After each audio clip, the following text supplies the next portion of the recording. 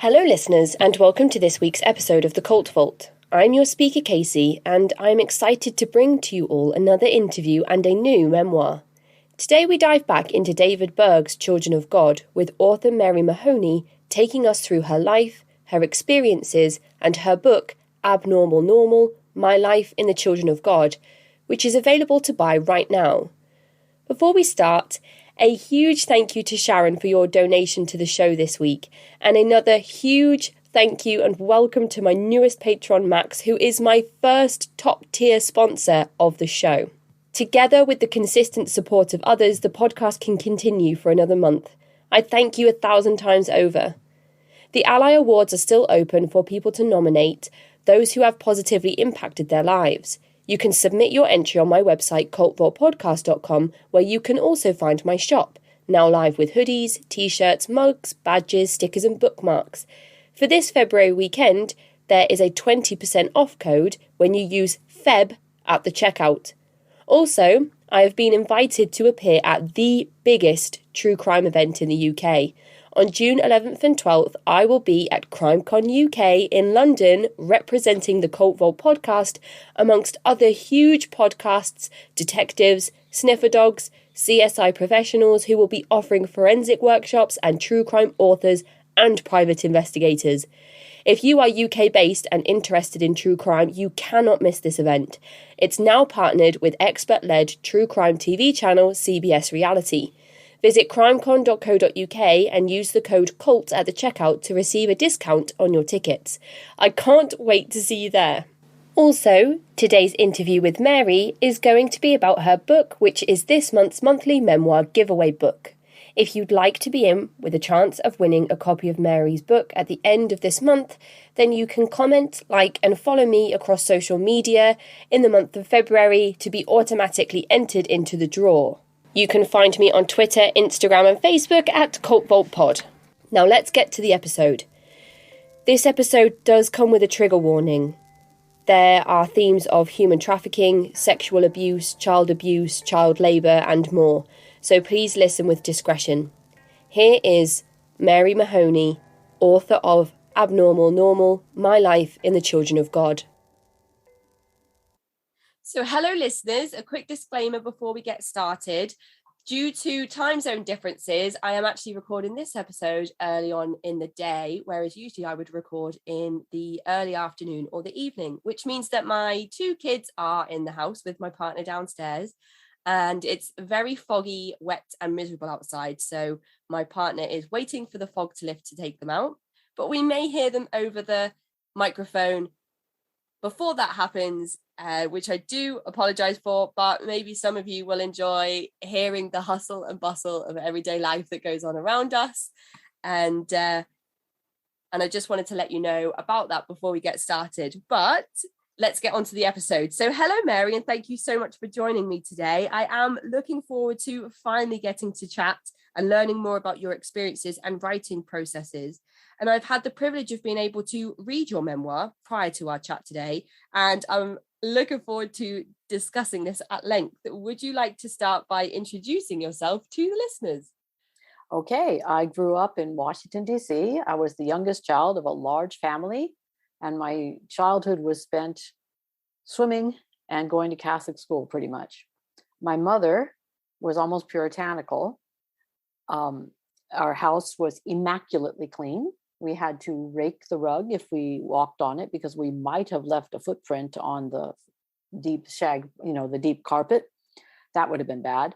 We weren't allowed to sit on the sofa unless we put a sheet down first to keep it clean. So my mother was very clean. And I was expected to help with housework, and that was fine. That was normal. And there were certain things in my house I should never talk about. And one of those things was sex or nudity or anything like that. So that was my childhood, kind of a little bit puritanical and restricted. Probably she was raised in her mother was Victorian, right? My mother was born in 1921. So her mother was born in like the 1880s or 90s, like Victorian era. So I guess that was her upbringing. So she was just repeating how she had been raised. And did you ever find yourself taking any of those same teachings on board with your own cleanliness? I mean, there probably wasn't a choice in your bedroom at home in your childhood home, but kind of, do you feel like any of that stuck with you?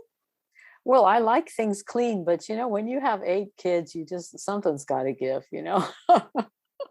Your story is one that we've heard about on the show before, but it's different in the way that a lot of the people that come forward and speak out about this particular topic are born into it, or second, third generation members. But that's not your story entirely. So would you like to go into the movement that you came across, the name of the movement, and all of that stuff? Okay, well, go back to my childhood in the 1960s. The world was a different place. There was a Cold War, the space race, a lot of anger among the youth against the draft, where young people were being sent to the hellhole of the unpopular war in Vietnam, and nobody wanted to go. And there was a lot of protest music. Our house shook with Bob Dylan and other protest singers, And my older siblings would march in the protest marches in downtown DC. And one of my brothers got maced and corralled during the May Day demonstrations. And all this was all going on. And then my parents, as I said, were Catholics. And so they paid for my brothers to go to these Catholic colleges. Then they all dropped out and joined communes, where they were, as my brother said, working by day and partying by night. And drug use was really, really common. And even in my strict Catholic school, there was drugs. And so during my teenage years, being the youngest, by the time I was 12, 13, 14, like in high school, my older brothers had all moved away, and our house was quiet again. I just heard like the TV from the den when my parents were watching the news or something. And so I had my emotional ups and downs. But by my 16th birthday, I decided that, I don't know, I was kind of depressed, and I figured, well, I know what's going to solve my problems in life with my 16-year-old wisdom. I'll just get really thin, and that'll do it. Because the ideal of beauty was this waif of a woman named Twiggy. You can imagine. Oh, you can Google her. She was quite thin. And so that was what beautiful was. So I figured, if I were just beautiful and thin like her, then all my problems would be solved. Now, I was a competitive swimmer. I weighed maybe 62 kilos, and I was not fat. But in my mind, I was fat. So that was going to solve all my problems. Well, as you could guess, it didn't. So anyway, I faced going back to Catholic school after the summer ended. And in the meanwhile, I had looked into Transcendental Meditation, which my brothers had done. My father was like, oh, that's just Hinduism. So okay, can't go there. I looked into some church basement Jesus people meetings that they played guitar and sang. And that was like fine, but no, thank you. And then my first week of school, my junior year, I walked into the auditorium for a study hall, and there sat this girl that I had smoked dope with before. And she was reading a Bible, and it's like, what? No one reads a Bible in Catholic school. What's that about? And so I said, what are you doing? She's like, oh, here, read this. I met this guy, it's really cool. And I'm like, okay. So she passed me this pamphlet called Faith, and it talked about how faith in God was like a baby nursing from a mother. And I'm like, what? A baby nursing from a mother? This was like shock to my conservative upbringing. I couldn't even imagine. It was like too much for me. And so I was like, okay, this is super weird, but it's kind of interesting. Like, what is this girl so interested in? Okay, I decided, okay, I'll go with you and see what this is about. So I went with her after school to meet this guy who had been kicked out of the Children of God, this Christian group. And I don't even know what he did to ever get kicked out. But anyway, he was still like really into preaching the Children of God message. So he had told her about Jesus. Then he told me about Jesus and how I had to pray to receive Jesus into my heart, and then I could go to heaven. And basically it was like a Protestant Reformation message, faith in Christ is all you need to go to heaven. So, okay, that's kind of interesting. And so I went home and I did my best to pray to receive Jesus into my heart. I pulled out an old Jesus People newspaper I'd gotten from one of those church basement meetings. And I was like, oh, there's this prayer and okay, I'll do that. And then like nothing happened. I'm like, nothing happened? What? Okay. Well, so then I went to see him the next day and I said, hey, nothing happened. And he's like, what did you expect, lightning? Yes. And he said, it's all by faith. And he showed me all these Bible verses. And so anyway, I kind of started studying with him and with this girl. And she and I became really good friends. And eventually we went to the Children of God commune downtown DC. And walking in the door to that place, it was just filled with young people. All the women with these long hair and long dresses. Like, I don't know if you've seen videos of the 60s and the 70s, but this is hippies, So these long-haired girls and these guys, all the guys had short hair though, but they came all, everybody gave us a hug. Everybody was so kind to us. And then we all joined in the living room for this rousing singing time. And we were just on cloud 9, lifted up in like some high realm of ecstasy from all this love and this, all this singing. And we were like, yes, this is it. This is it. And we had fallen in love. It was the brain chemicals were just the same as falling in love. And we had fallen in love with this group and this ideology. And I was like, yes, we're home now. I'm going to give my life to this great cause, the children of God. I'm willing, this is what my calling is in life. I'm going to be a missionary. I'm going to help others.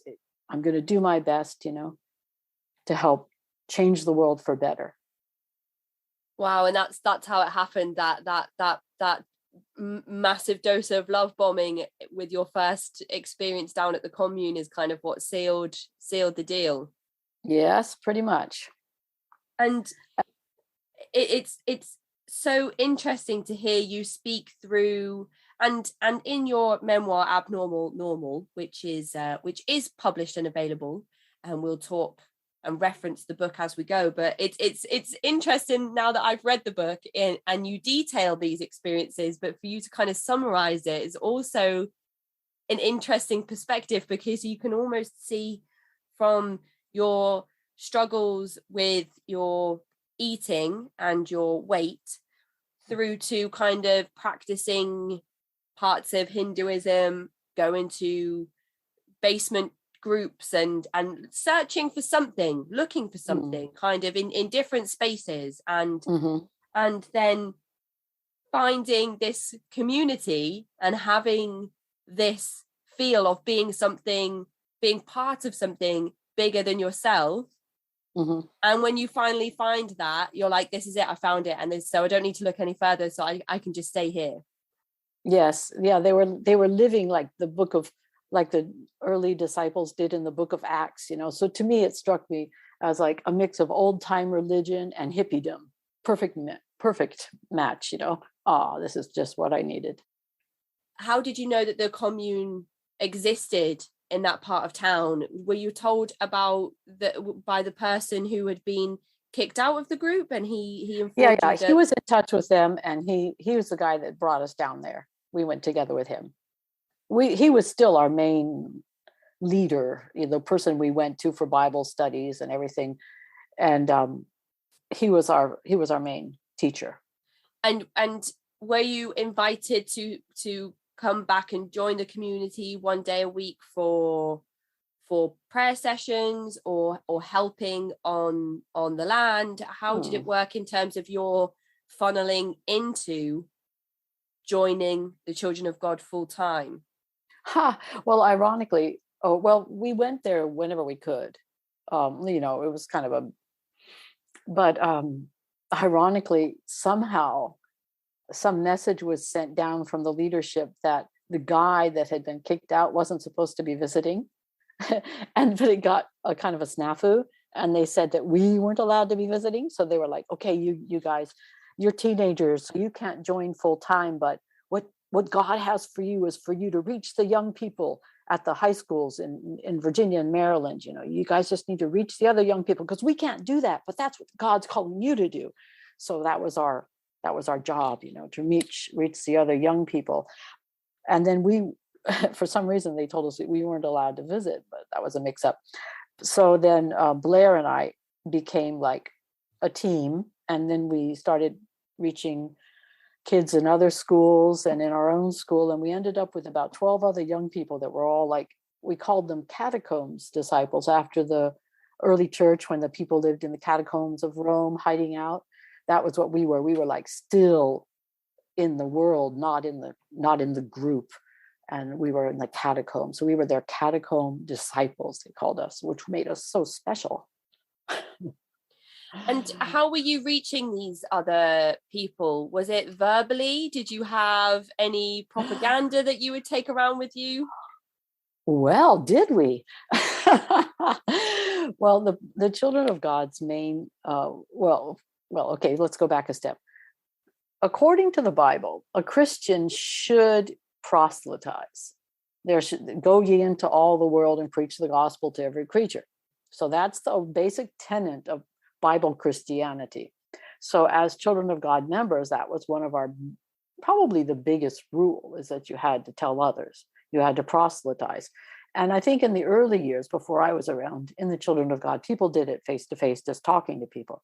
But by the time I came around in 1973, there were these publications that we called Mo letters, because they were letters from our prophet, who was called Moses. And so Mo for Moses, letters. He would write us letters, and we would distribute these. All Children of God members distributed these. So you'd say, hi, here, can you help us out with a donation? Here, and they give them a pamphlet, and somebody, of course, they're going to give you a donation. You give somebody something, they're going to give you a donation. Maybe you just get 10 cents. That's fine. I'm not going to complain. They're nice enough to give me something. But you do that for 8 hours a day, and you come home with hundreds of dollars. So it was pretty lucrative. But anyway, but as a teenager in high school, I only did that when I went out on the weekends with the Children of God members. But for us in high school, we gave them out outside the door of our high school. We passed out these pamphlets, these Mo letters, at other high schools around our area. We'd sneak out of school early and then drive over to another high school so we could get them kids as they were leaving. And to be honest, most people just shrugged them off and like, God, you guys are crazy. And we were like, that's okay, because we're doing our job, and it's up to God whether they're and them whether they want to listen to us or not. But we're doing our part. And there's a Bible verse that says, if you don't warn people of their wicked ways, when they die, their blood will be required at your hands. That means like your hands will be bloody with their blood. It's your fault that person has gone to hell if you didn't tell them about Jesus. And if you didn't give them that Mo letter, it's your fault that they went to hell. So as long as we gave them that Mo letter, it wasn't our fault if they went to hell anymore. So we were under that sort of mental pressure that we had to pass these things out, or else like we were going to suffer shame for eternity. So already this pressure was on us. And you felt like there was a real need for you to save other people in order to save yourself, almost like a real feeling that was something that would happen to you if you weren't able to reach people with these letters. Oh yeah, we were going to suffer shame for eternity. What could be worse? Going to meet your maker, and you try to do your best for him, but you failed, and now you have to suffer shame for eternity. I mean, you could have gone to hell, but you didn't, because you believed in Jesus, but you just suffer shame instead. It's pretty bad. You mentioned the leader of the Children of God briefly before, and I realized that we've skipped over an important part for anybody that may not have come across the Children of God or may not understand the origins of the group. So I wondered if we could quickly go back and have sort of a very short summary of how the Children of God was founded and what the core principles and practices were of the Children of God at the time you joined, because I know there were a few transition periods throughout history where the group have changed their MO almost. Okay. Well, the group started in the late 60s, I think 1969, in Huntington Beach, California, where this man named David Berg, who had been a pastor, but I think he got kicked out of his church.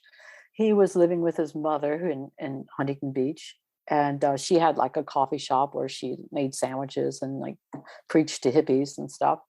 And he was like, thought, whoa, this is a good thing she's got going here. And he started preaching to the hippies.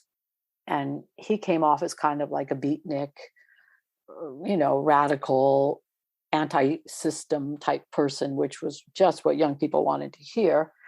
And then he started getting a bit of a following there, and it gradually grew and spread throughout the US. And that's where it started.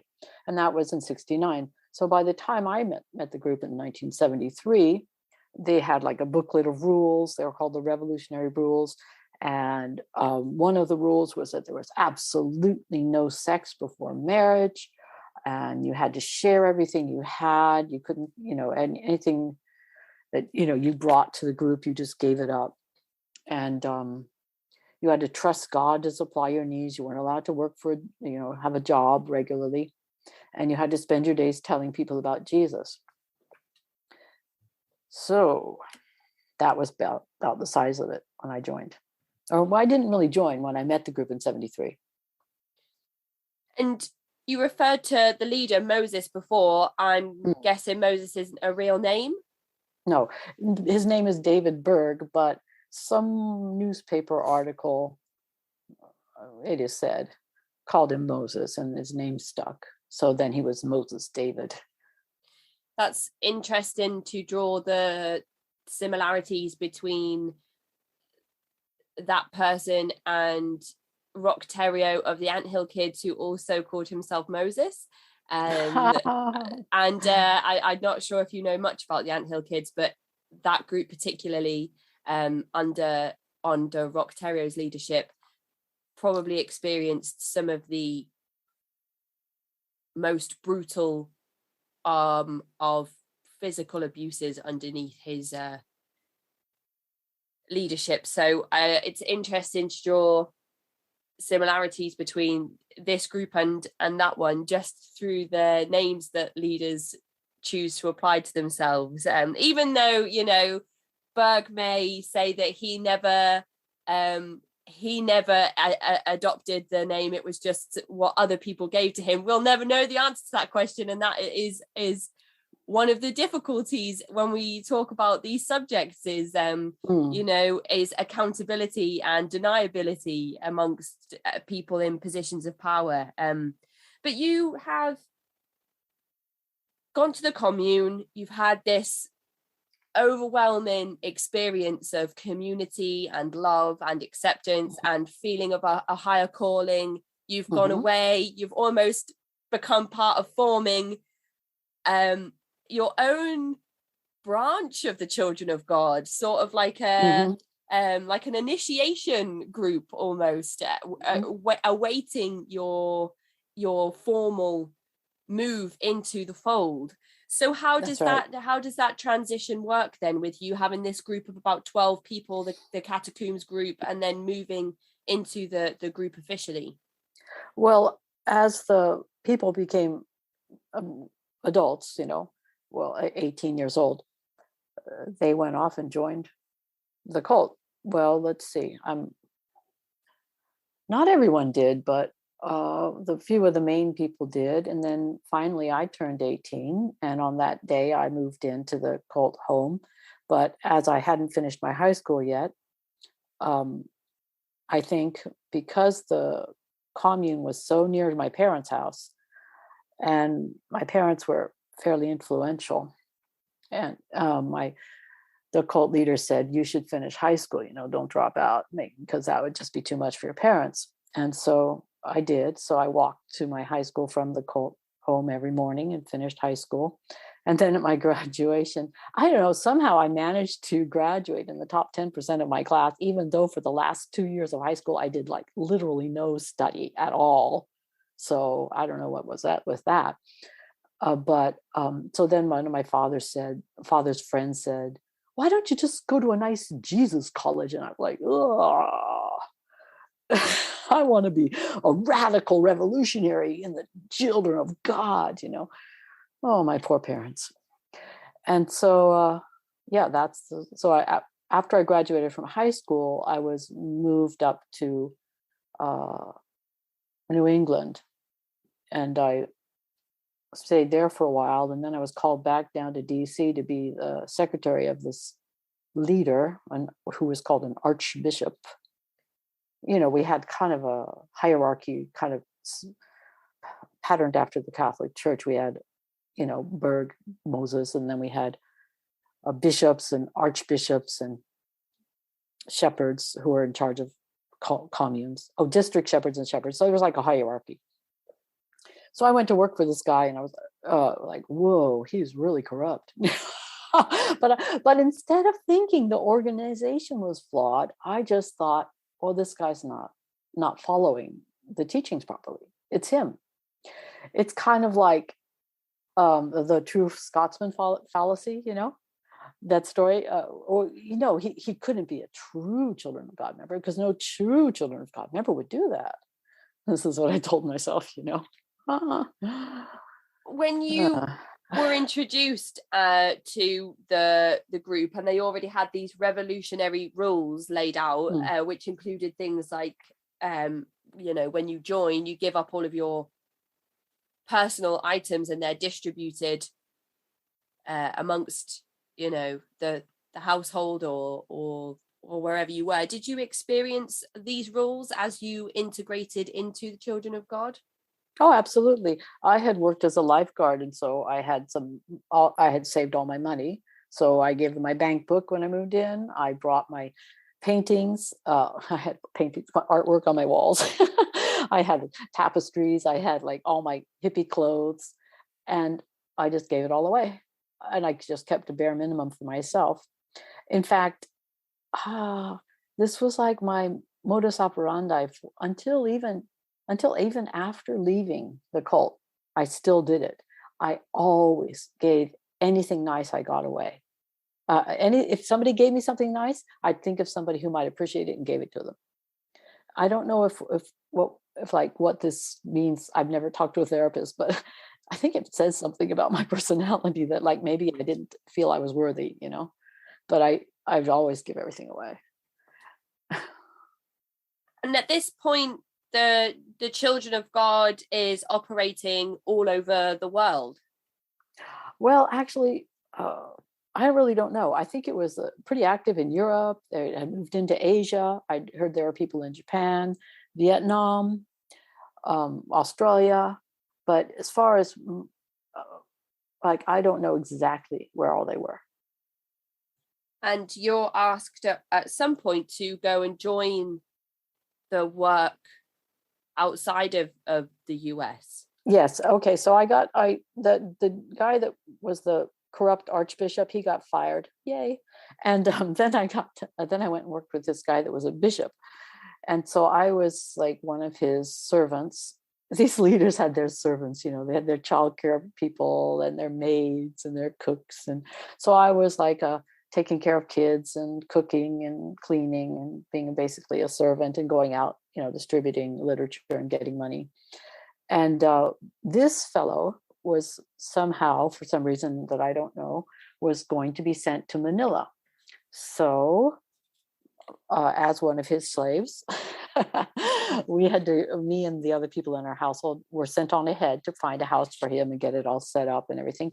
So when I was 19, myself and a few others in our commune flew across the world to Manila, stopping for refueling in, I think, Hawaii and Guam, both along the way. It was those days you couldn't fly straight through.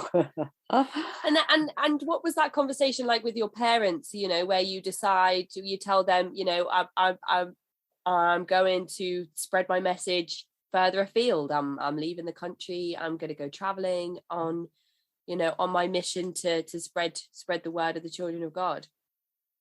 Well, to be honest, I hardly remember talking. I mean, I know I talked to them about it. I mean, I called them on the phone because I wasn't in DC at the time. I was in Pennsylvania. But I think my gosh, I just don't even remember talking to them about it. But I do know that my mother called my sister in California, because we were stopping in California on the way. And she asked my sister, like, my sister was 8 years older than me, what should I do about Mary? And she's like, well, she's made up her mind. Just, let her go away. Thanks, sister. But because my mother was wondering about getting me deprogrammed, but my sister was like, oh, just let her go. Just let her go. So she just let me go. But I have to say, she did call just like her cousin that was a Catholic nun in Manila, and a friend of hers who was a doctor in Manila. And they both reached out to me when I first went there. And I think I made a good show of a normal, happy looking person. So they both, I think, wrote to my mom and said, oh, she's okay. Because I looked okay on the outside. Often I feel like that's such a difficult part of these situations. There's an interview I had recently with an episode that will be out by the time this episode airs, where I discussed with a father his daughter moving away and joining a group, and he tried everything. He tried deprogramming, and she felt betrayed by him, and she broke off contact with him completely, and it was very, very difficult for him. And it took years for him to reestablish contact with his daughter.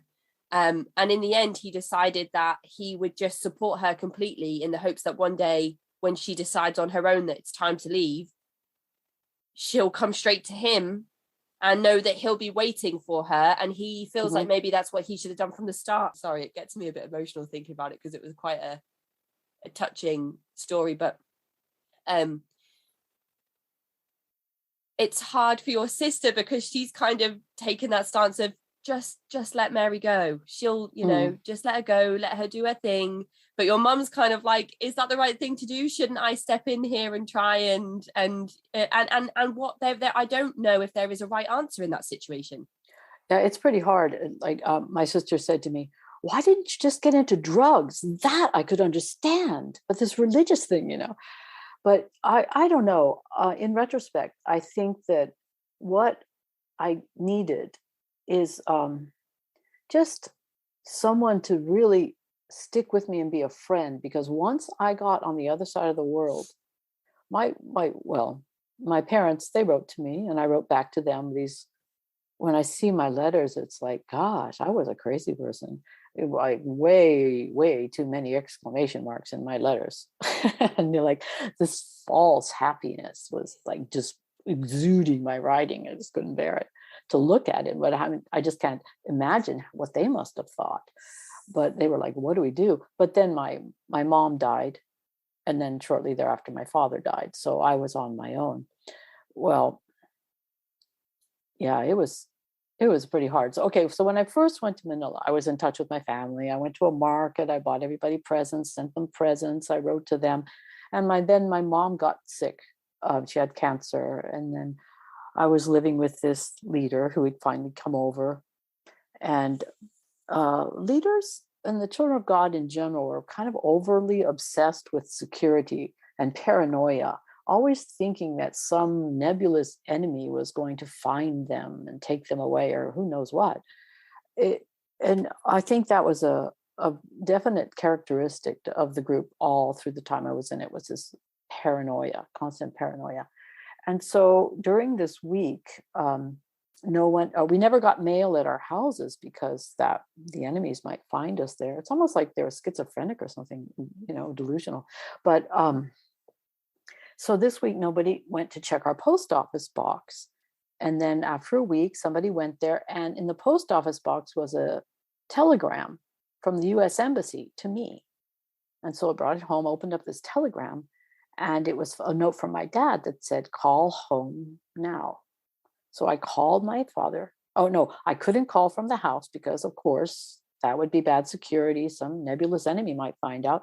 So somebody drove me, I think, to a restaurant nearby. I asked the restaurant owner, if I could use his phone to make a collect call to the US, and he was nice enough to say yes.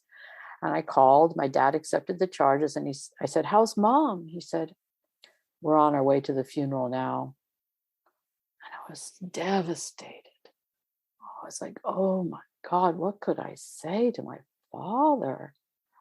I didn't even know how bad off my mother was. I didn't even know she died. I didn't go home to her funeral, all because of my dedication to this cause that I'd given my life to, that I thought was so important. I missed this hugely important thing. And more than my mother's death, I think my shame and sorrow was eclipsed by the disappointment I heard in my father's voice towards me. And then I went home back to the commune, and I just had to continue my work for the rest of the day. I couldn't say, oh my God, my mom just died.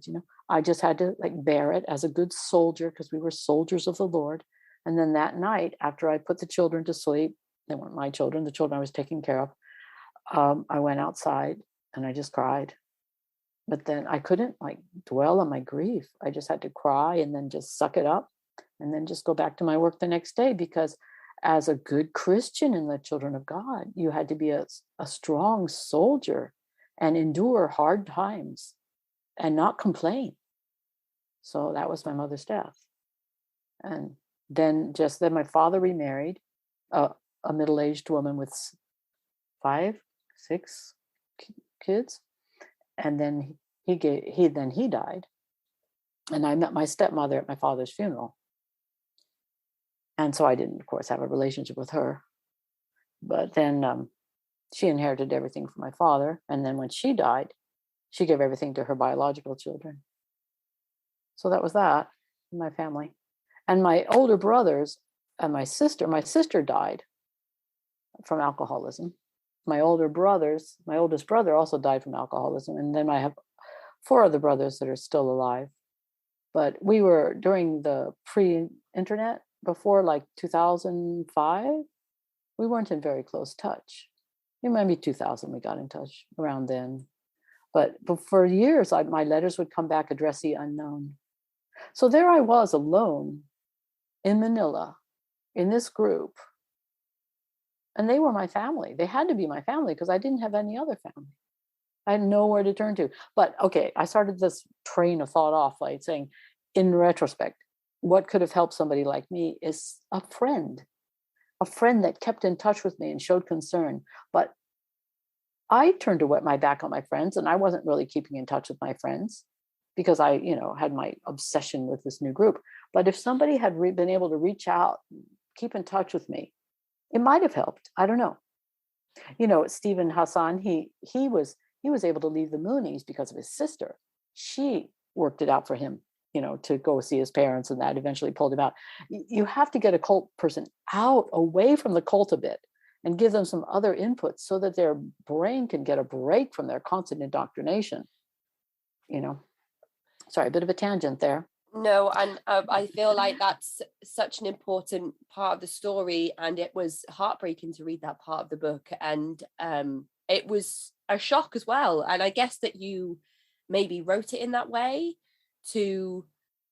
for it to be kind of as much as a shock for the reader as it would have been for you to make that phone call to your father and for him to tell you,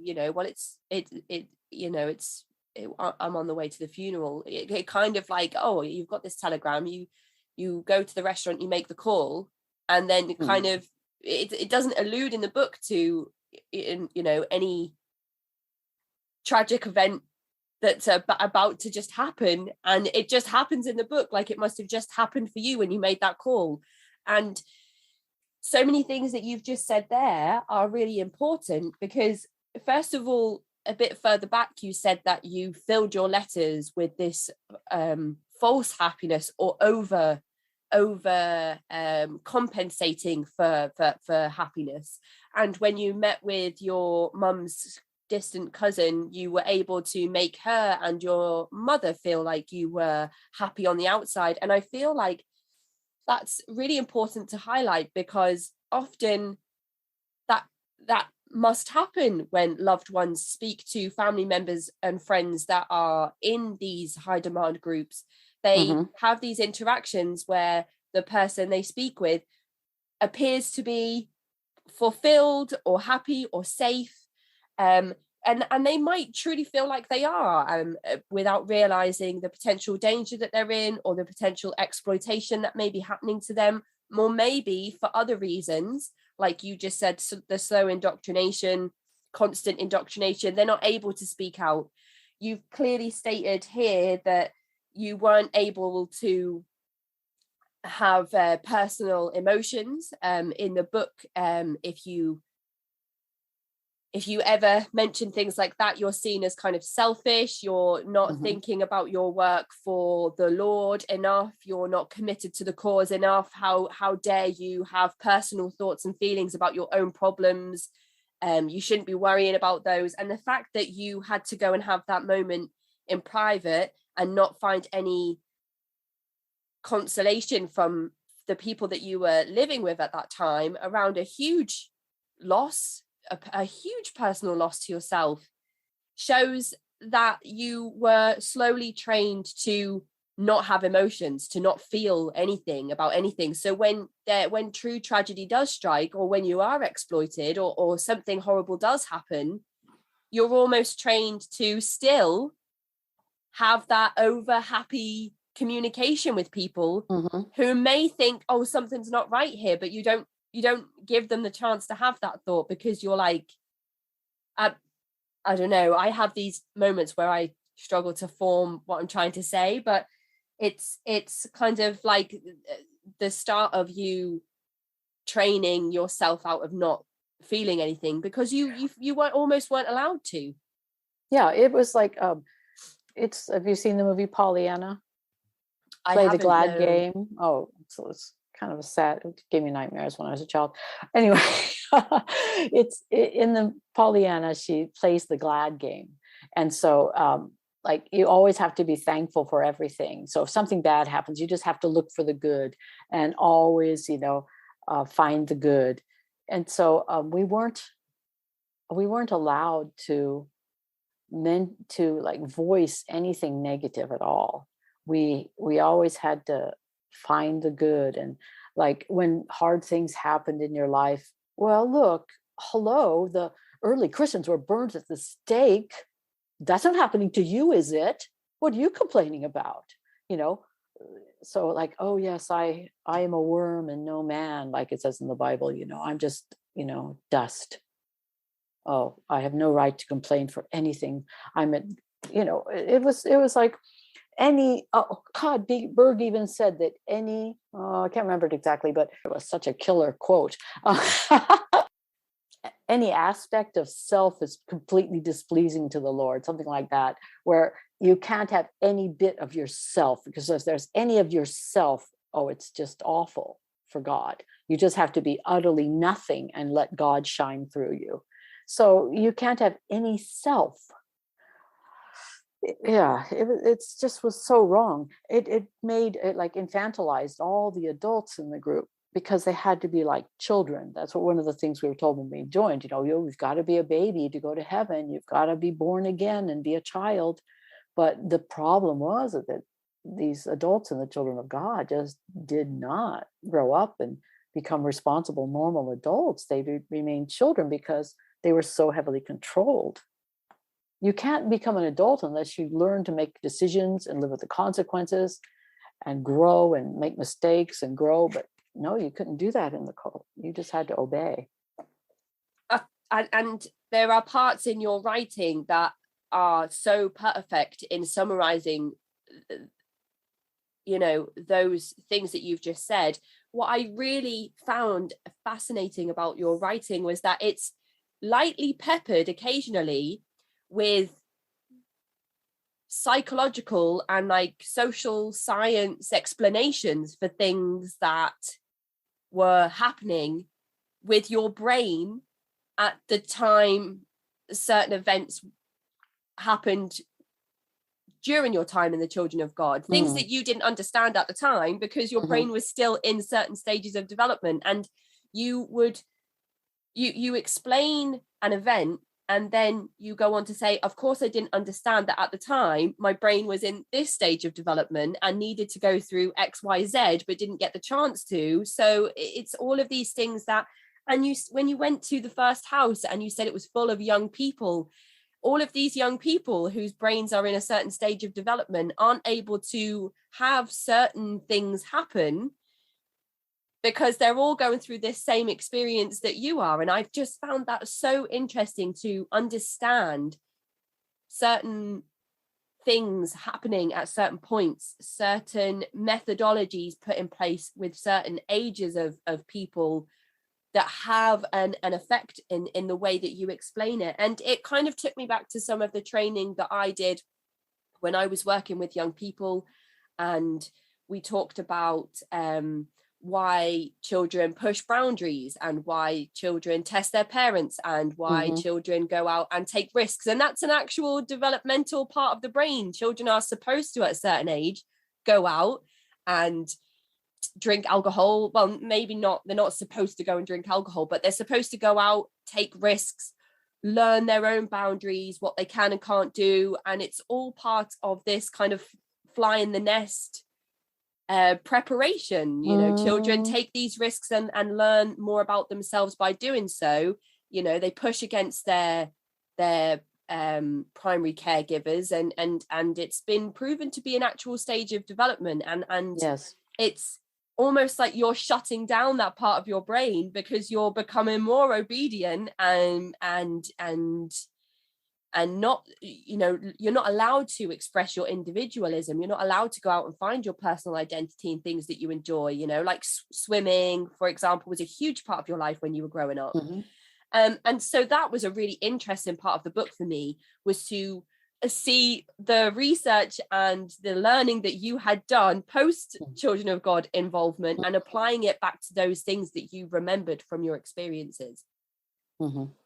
Yeah, the reason I did that was because after I left, well, first of all, when I first left, I was just so horrified to look online and read the stories of these second generation people, these young people that had been born in the group, and the abuse that they suffered. I was like, oh my God, because I mean, seriously, some places were way worse than others. And I might have met a few terrible people, but mainly most of the people I met were people like myself that were just sincerely trying to do their best for God in this terrible organization.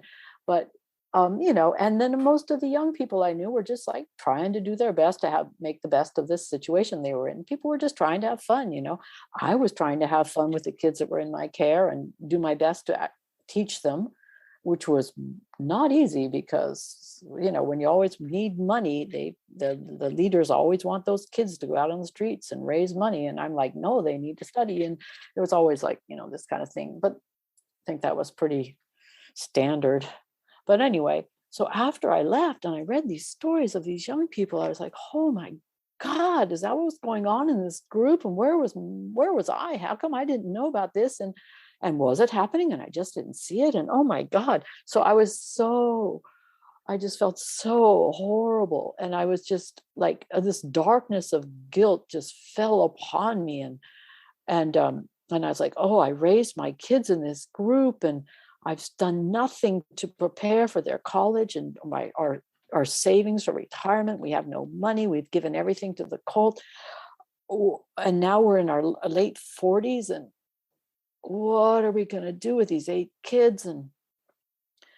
And here we are in this country where we don't even speak the language. And oh God. And it was like, I just felt so awful and so guilty. And basically I was pretty much paralyzed by guilt. I just couldn't do anything. I was like, didn't know how to even put one foot in front of the other. But I had kids to take care of, so I had to. And I had to earn money to pay for the groceries and rent and school and everything. So I just had to keep going. But then now it's like, who was that person? How did I join this group? How did I stay in it? Why did I do that? Why did I make these decisions in my life? I was like, I have to know. But I mean, I lived in Japan. It's like, nobody speaks English.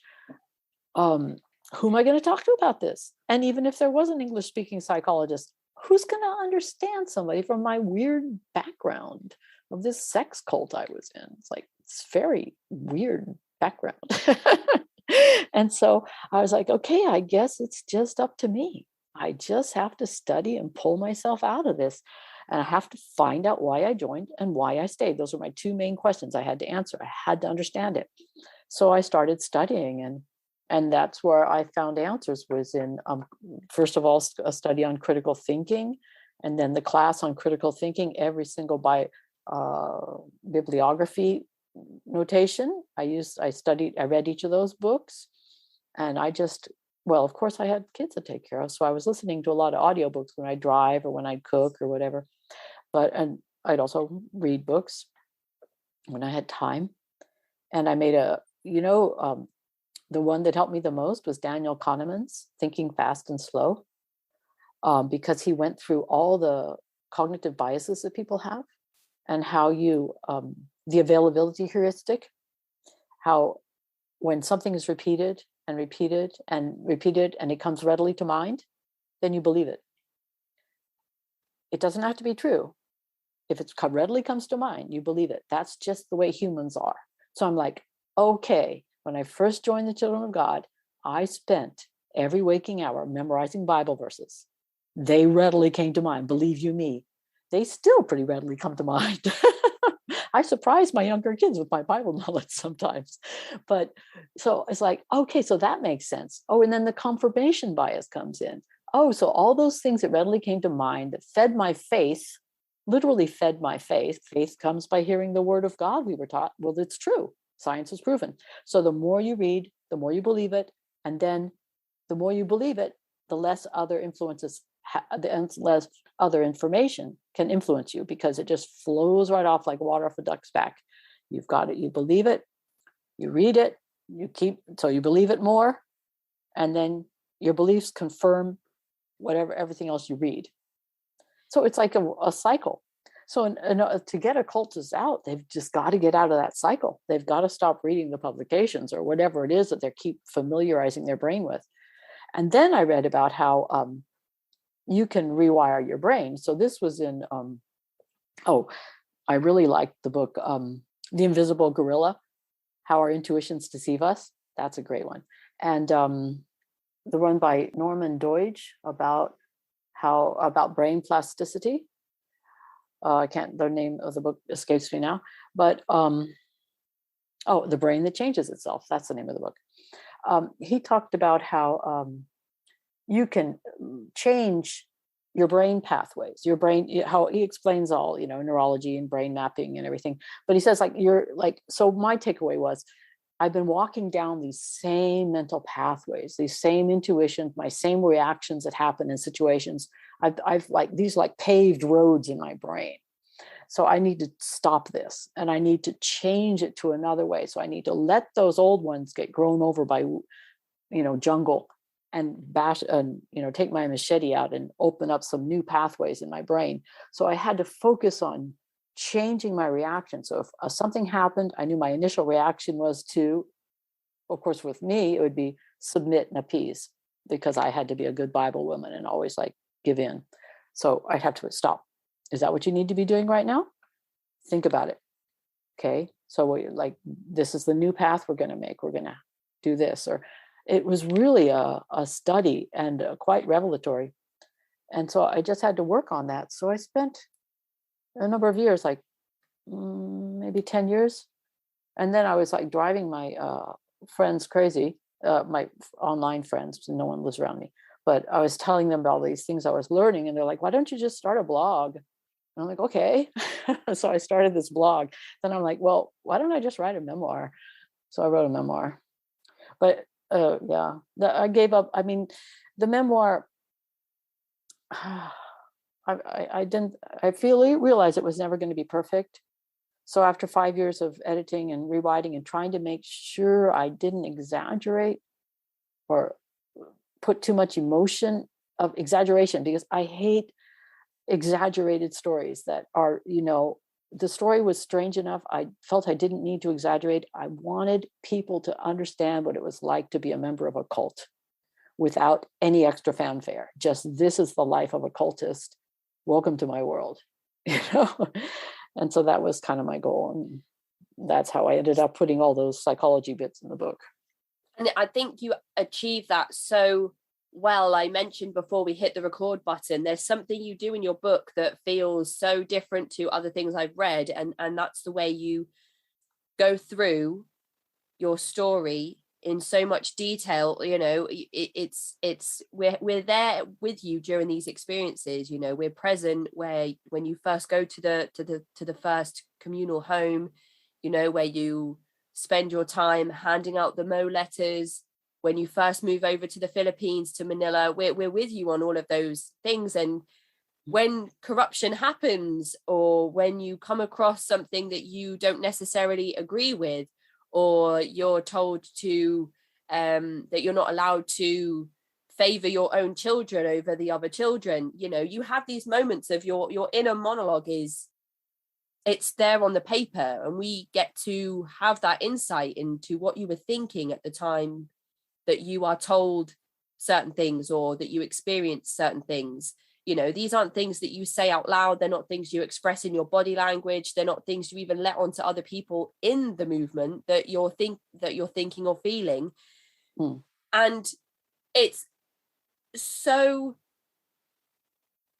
like, it's fascinating to see you have those moments where you're being one way on the outside and responding one way on the outside, and having these thoughts on the inside where you think to yourself, well, this isn't right, and something's wrong with this, and hang on, shouldn't we stop and think, oh, maybe I should I get my stuff ready, maybe me and my family should leave. And it's so interesting to see you go through those thoughts and feelings throughout the book, and the whole book is just filled with your inner monologue, and your exchanges with yourself when you have these difficult moments, and then to watch you explain away why you shouldn't leave, or why it's okay that these things are happening, or why you shouldn't second guess what the leadership is telling you. And that as well is like, it's like watching the process of indoctrination. You're then applying that to yourself. You've had the methodologies put onto you for so long that nobody else needs to do it after a certain point, because you do it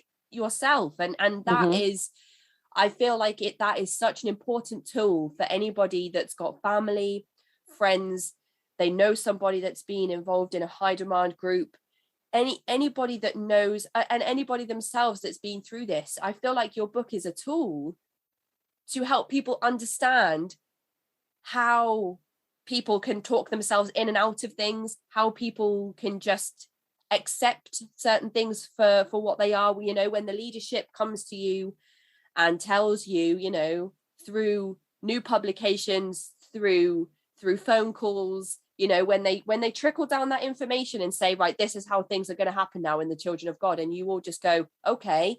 It's not just, it's so important for people to understand how that happens. And I feel like your book gives us that. And that's why it's so important to have it in the field, in the space, and available for people to read. So, yeah, and I know we'll keep referring back to it as we go, but something you mentioned before about heightened paranoia in the group, and how, you know, you had PO boxes so that people didn't know your addresses, and you had to drive to the restaurant to use the phone. It's that is, you're in a constant state of kind of fight or flight. I feel like your entire time in the children of God, you're so unsettled, and you're so ready to just get up and leave whenever. And I wonder if they truly believed that they were about to be persecuted, or if that was also, or maybe it was a bit of both, a tool used to keep you in that state of mind, ready to flee, ready to run, you know, keeping you kind of in that state of paranoia, as well as kind of like the whole organization being in that position of paranoia. Yeah, well, it's hard to say. I don't know whether Berg did it on purpose, or whether it just was just part of the deal, like what happens. But yeah, it was definitely how it was. And when your mind is filled with, like, okay, first of all, we got to always be watching out for enemies. Second of all, where's our money going to come from? Okay, we gotta have enough money to feed all these kids. Third, we okay, how are we going to get them educated? Okay, how are we going to make sure they eat healthfully? And you've got all these worries constantly. So your mind is running all these programs. There is absolutely nothing left over to stop and lift up your head and say, whoa, wait, whoa, what's going on here? Is this really a good situation? You can't, because you're so caught up with the panicky, the stress of everyday living. There's just not any more room in your brain to do that. I think that's an important thing that I don't know. That seems pretty common in cults, though. I mean, it certainly was my experience in the Children of God, that we were just always had so many things to think about. We just didn't even have time to consider, even to doubt really bizarre things that Berg would write. Like, I think one of the really important letters that he put out came out about 1976. It was called Strange Truths, and it was this dream he had. Berg had, this was a common theme of his letters. He would have a dream and he would interpret it, because dreams were messages from God, of course. And so this dream, he was like, there was this fountain of water. And of course, the fountain comes from the source, the water of the word, it's also spiritual and good parallels there. So the water of the words coming from the source, God. But in that water were strange creatures. And some of the young people were having fun in the water. They were drinking and bathing. But then some young people said, oh, this water's not good because it has creatures in it. But other young people said, oh, no, it's from the source, God, so it must be good. But those young people that thought the creatures were strange, shame on them. They left the fold. So, in other words, he's saying, okay, there's going to be some weird stuff coming out in these letters, but it's all good because it's all from the source, God. So don't doubt anything and be like those bad guys that left. Shame, shame. So that all came out pretty much before the flirty fishing, the sex, witnessing through sex thing came out. So first we had that implanted in our minds. Okay, any doubting is bad. Weird stuff's going to happen, but just accept it. So he knew that the direction that he was going to take the group in. Do you feel kind of before it happened? Well, kind of seems like in retrospect. The paranoia that Berg has perhaps was all his own, and he funneled that throughout the entire organization. Maybe the paranoia was put into place to as explaining a way why you must cut ties off with family and friends and anybody who can find you and anybody who can contact you. Perhaps that was all done to cut you off from those familial ties, to create that insular community so that you don't have that chance to have that space to take a breath, to think critically. You're first of all, you're in another country. At the moment we're talking about your time in the Philippines, but you said, if I had a friend that could reach out to me, or the organization made that so difficult for that to happen, even if there was somebody that wanted to keep in touch with you, that's exactly true. They've systematically made that almost impossible. And you're 19 at this age. You lose most of your friends at the age of 19 when you leave school, when you go traveling, or you go into further education. You make a new set of friends who you then end up leaving behind again, or you go off and you start a job and you make new friends in that job. Of course, in typical everyday life, not in this particular situation, but at 19, I have maybe 4 friends from my childhood that I'm still in touch with now at the age of 28. And I think it's, as we go through life, we just kind of like lose people as we go, friends, lose touch with family members. When my grandma passed away a few years back, I'm hardly in touch with her sisters anymore. And we all used to see each other once a year before my grandma passed away. So it's these things happen. So at that age of 19, it's almost even more difficult, on top of you kind of being almost impossible to contact. It's even more difficult at that age to have friends that may be looking for warning signs of you kind of going offline, of you disappearing, of you not being around very much or getting in touch very much. The 18, 19, 20 is such a huge transitional period in people's lives that maybe that's another reason why certain ages were targeted at certain times by by people who were proselytizing for the children of God. And I feel like that's another thing to consider. And then I'm drawing parallels between Berg and David Koresh and Jim Jones and Charles Manson with the paranoia, and people are coming to get us, and we need to be ready to fight because they don't understand us and they are going to come and take away this community that we've built. They don't want us to have what we have, so they're coming to take it away from us, whether it's a race war or Armageddon or, impending doomsday, or the government, with Jim Jones, so somebody is coming to destroy what we've built. So we need to be ready to either flee or fight. And I feel like Berg is kind of putting those same messages out there to people. And then he's saying, okay, so a few strange things are going to start happening, but just accept them because it's what the Lord wants, and it's coming straight from him. And so these Moses letters, these Mo letters, they start to change again in tone, and this is where we see some of those revolutionary rules start to change. Indeed. Extremely. They almost do like a polar shift almost. That's right. So just talk us through how that happens. You're still in the Philippines, and then all of a sudden the entire message of the church seems to just shift. Okay, so Berg wrote these letters about how he and his mistress, well, he had gotten rid of his first wife and had a second wife now named Maria, who is still her name is Karen Zerby, and she's still the leader of the cult now. But they called her Maria, Mama Maria. She and Berg were in London, and they would go to nightclubs, and Maria would dance with different men, and then Berg would tell her what to do, and then he was pimping her out.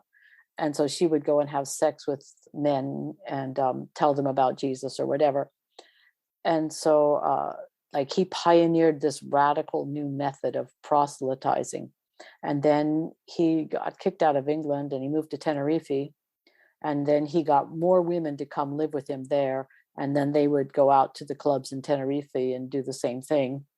And then he wrote letters about that, describing how it was done. And now that's going to be our new push. And so that came to my ears at about 1977. So I was about 20. And he framed it as, it was called flirty fishing, like after the Bible verse, follow me and I will make you fishers of men. Oh, what a travesty for Christians to hear that.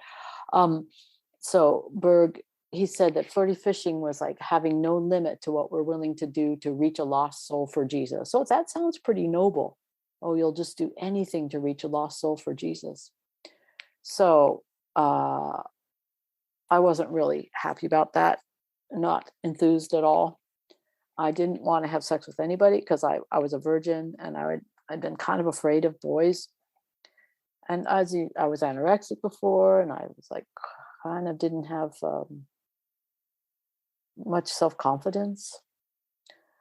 I didn't think I was pretty.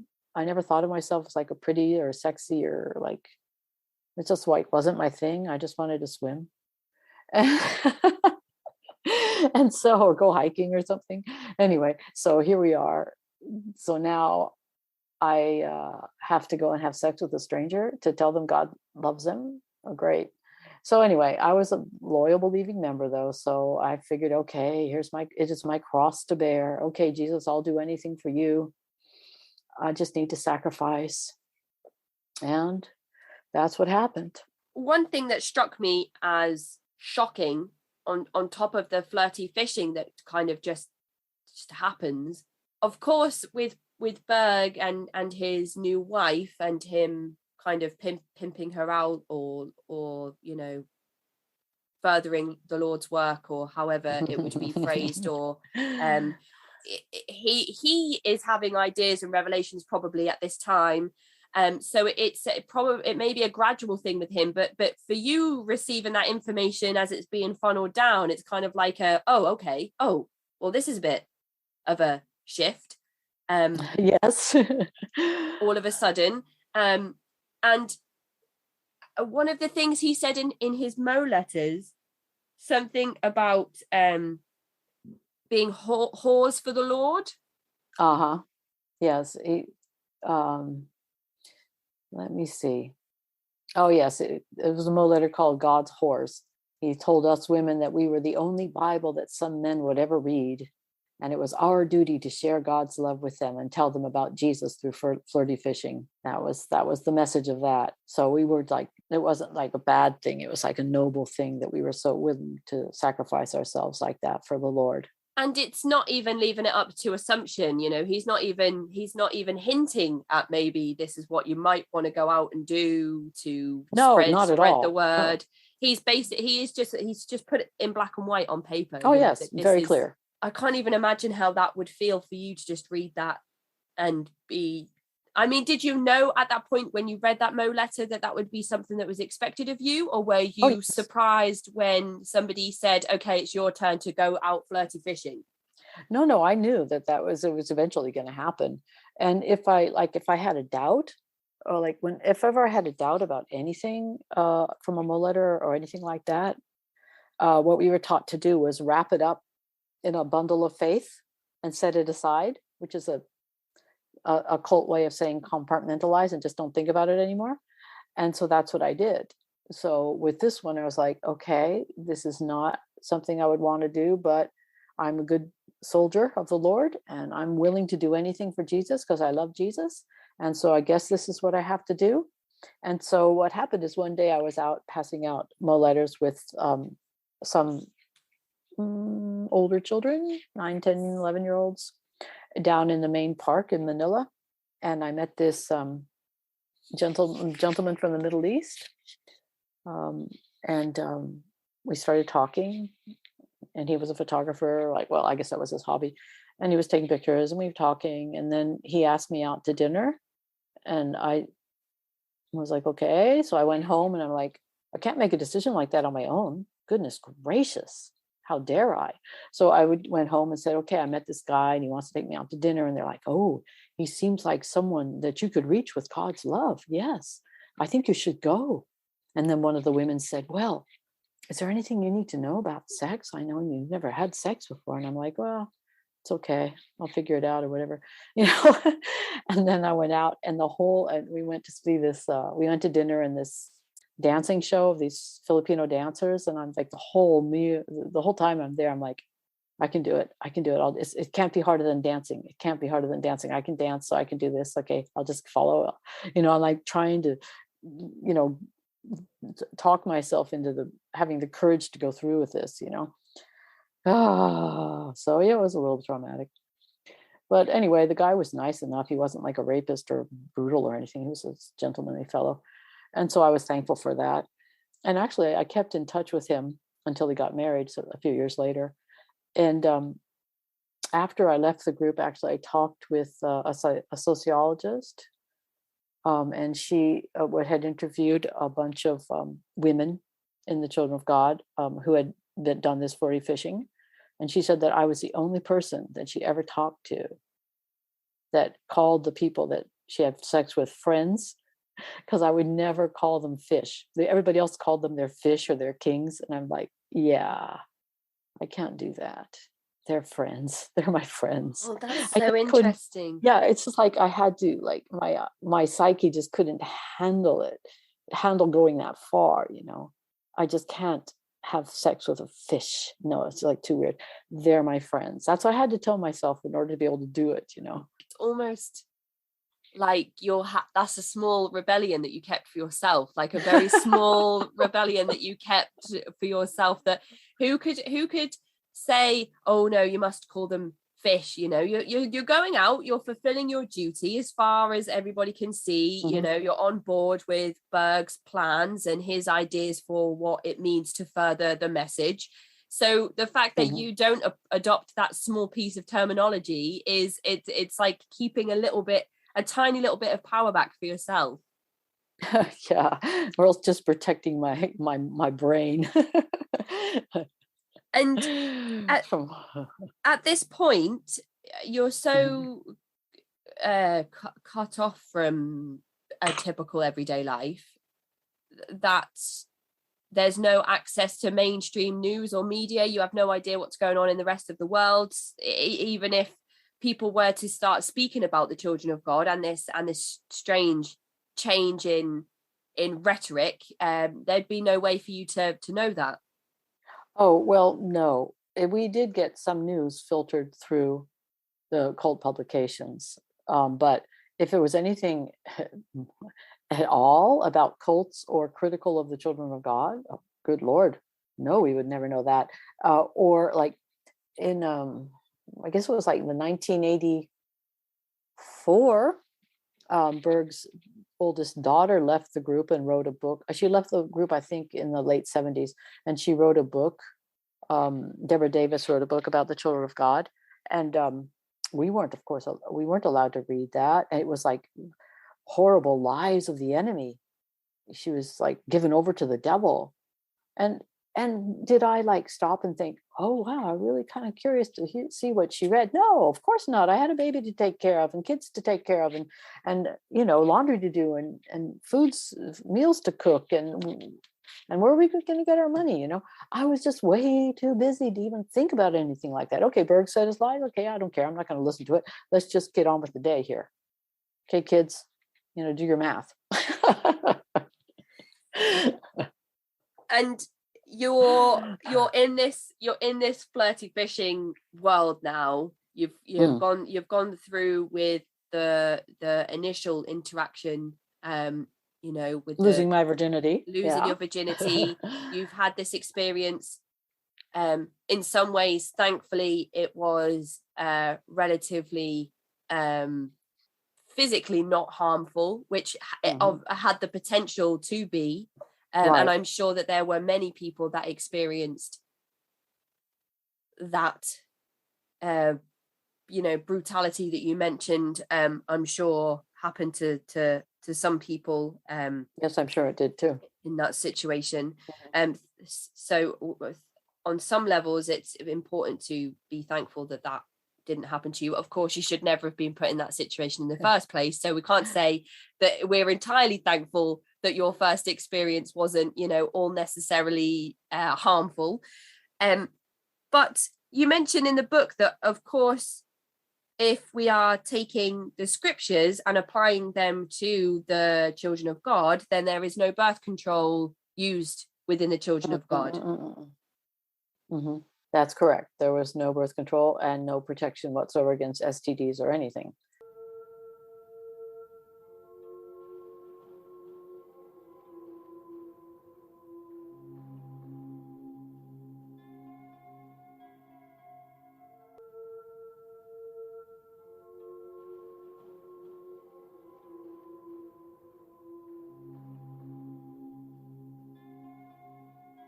So talk us through kind of, I feel like that's almost like the next stage of your story is kind of navigating those parts of sexuality. Well,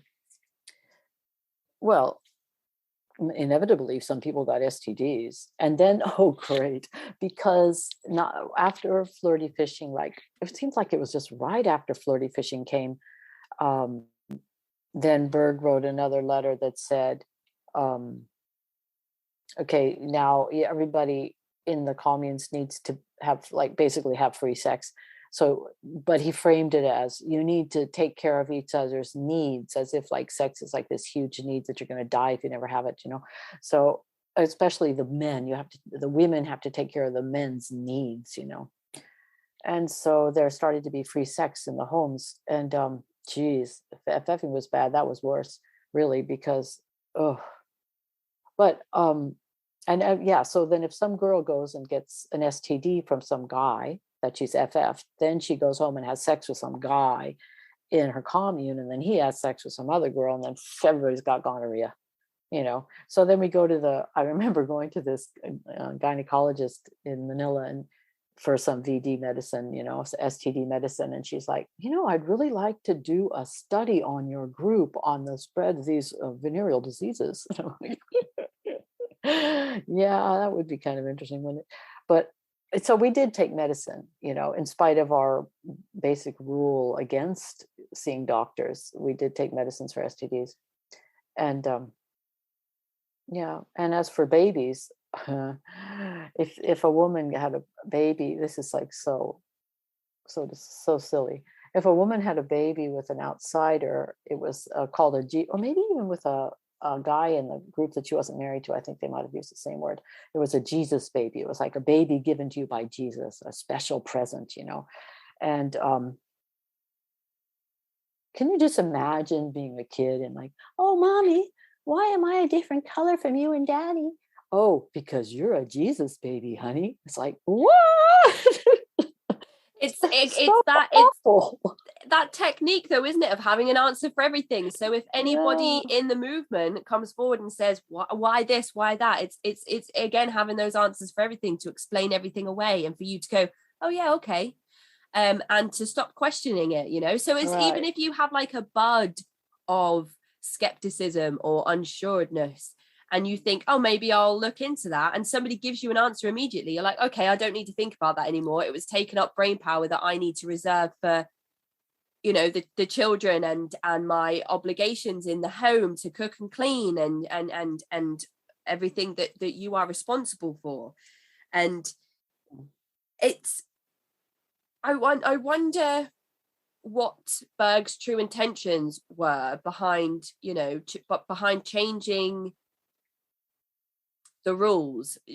Was it to, again, like you said, to spread the message of the Lord, to invite new people in who otherwise might not have joined? If they thought, is it because if there is open sex, if there's liberal relationships within the movement, people can still get married, but they're still expected to go flirty fishing, they're still expected to kind of please multiple partners. I'm using air quotes that people can't see. Is that because it will encourage people to stay, or is it because it will bring a certain person into the group? When you go flirty fishing, are you expected to get people to join the church, or are you expected to get money from them in the way that Berg was pimping out his wife and calling you whores for Jesus? What are the intentions behind this, do you think, at the time? Well, I can't really speak for Berg's mind, but the initial presentation was that we were sharing God's love and winning souls for Jesus. And like the first man I had sex with, I didn't ask him for money, but he was nice enough to give me a bottle of French perfume. And I was like, oh, what a nice guy, And I was allowed to keep that, which was kind of unusual, and unusual of me that I even kept it. I think I kept it. But sometime later was when he was like, well, he wrote a letter. I think it was even called Make Them Pay. And he's like, look, you're giving them your bodies, they should at least give you a donation to help your missionary work. And so then flirty fishing became the big money spinner for the group. And I'm kind of would think that would be a big motivation. And the free sex within the group, I think that does a lot. Well, it did two things. From my point of view, it caused a lot of relationship problems. And so everybody was just caught up with these relationship problems. Nobody's going to doubt or have problems because they're all just having relationship problems, which was kind of taking up a lot of people's energy. Or it also has been like a thing that I think historically rare communes have done in history, and it's supposed to like bring a greater unity among the group. Now, I don't know if that was his intention, because who can say what his intentions were, but definitely flirty fishing was about the money. And I can't really say why the group free sex was. It's like maybe it was just a Berg thing. Yeah, because he was having sex with anybody he could get his hands on, including his daughter and granddaughter, and like he was quite a horrible person. I think from the paranoia that Berg expresses early on during your involvement in the group, it's clear that there are probably some mental health issues at play with Berg, and I'm sure people have looked at him from a psychological standpoint. I'm sure people have diagnosed him themselves. Professionals, I'm sure, have used him as somebody to look at and study in terms of his actions. And then, of course, the really nefarious, awful things that went on to happen with him personally, and then that he encouraged to the rest of the children of God, I think speaks further to potential mental health issues, and of just think it's untreated, or it's hard to say because I don't want to self-diagnose, but I don't understand how any healthy person could ever take part in or encourage those things. But another part of your book that is so important, and I really, really wanted to focus on this and make a big point of this. There are so many times where people say things like, how could the parents let that happen? Or how could the other members of the group let that happen? And when we start to see the child abuse come through in your book, and the themes of sex abuse, of physical abuse, religious trauma, spiritual abuse, all of the really difficult subjects that come through after you've spoken about the things that have happened to you, it's so important to remember that you have been systematically indoctrinated into this group. You have had that rewiring of your brain happen. So you are also a victim. So when people say, how could the parents let that happen? It's not as black and white as that. It's not as easy to say, nobody let anything happen. And the things that were happening to the minors, to the young adults, to the children, were things that were happening and had already happened to the adults. So that when the stuff does start to happen with the young people, there's no, like you said, there's no space for the adults to say anything. And where would you go anyway? You don't have any money, you don't have anybody you can contact. If somebody was to say, okay, I'm gonna just take my loved ones and run, how would you do that? Where would you even start? So another thing that your book does that is so important is help people understand how these situations can happen and how these events can take place. And it's important that people understand that. Again, I'm trying to formulate my mind what I'm trying to say, but I don't know if that's coming across to you in a way that you kind of make sense of that. Well, we're gonna jump ahead then to how far ahead in our story do we want to jump here? I'm kind of just voicing my thoughts as they go, so it's completely up to you. So without jumping ahead, I guess the next thing to talk about is that you do fall pregnant with your first baby. Yes. And what's that like for you? I mean, there's no pregnancy tests. There's no. For heaven's sake, no. How does that all happen? Okay, well, fortunately, I was moved. I had the opportunity to move away from a regular mainstream Children of God commune. And I moved into what was called World Services, which were more like a higher echelon of Children of God members, where people like worked on publishing Mo letters and creating other publications and administrative sort of work. So I moved to Hong Kong to do that sort of work. I was taking care of children, to take care of the children of a couple who did that. And Hong Kong is kind of expensive. The rent was really high. In fact, there used to be a radio show that on a radio show, a local show there, they would have every month they would have a contest of which rent went up the highest, because they used to just go up every month. But anyway, so it was so expensive there. So I told the couple, like, hey, why don't we just move to Manila? It's so much cheaper there. And so he's like, okay. So the couple and I moved to Manila, just the three of us. And so we're living in this little house, and it's like, whoa, how pleasant, I'm just with this couple. These are really chill people. And And the husband's really got a great sense of humor, and his kids are super well behaved, and they're so easy to take care of.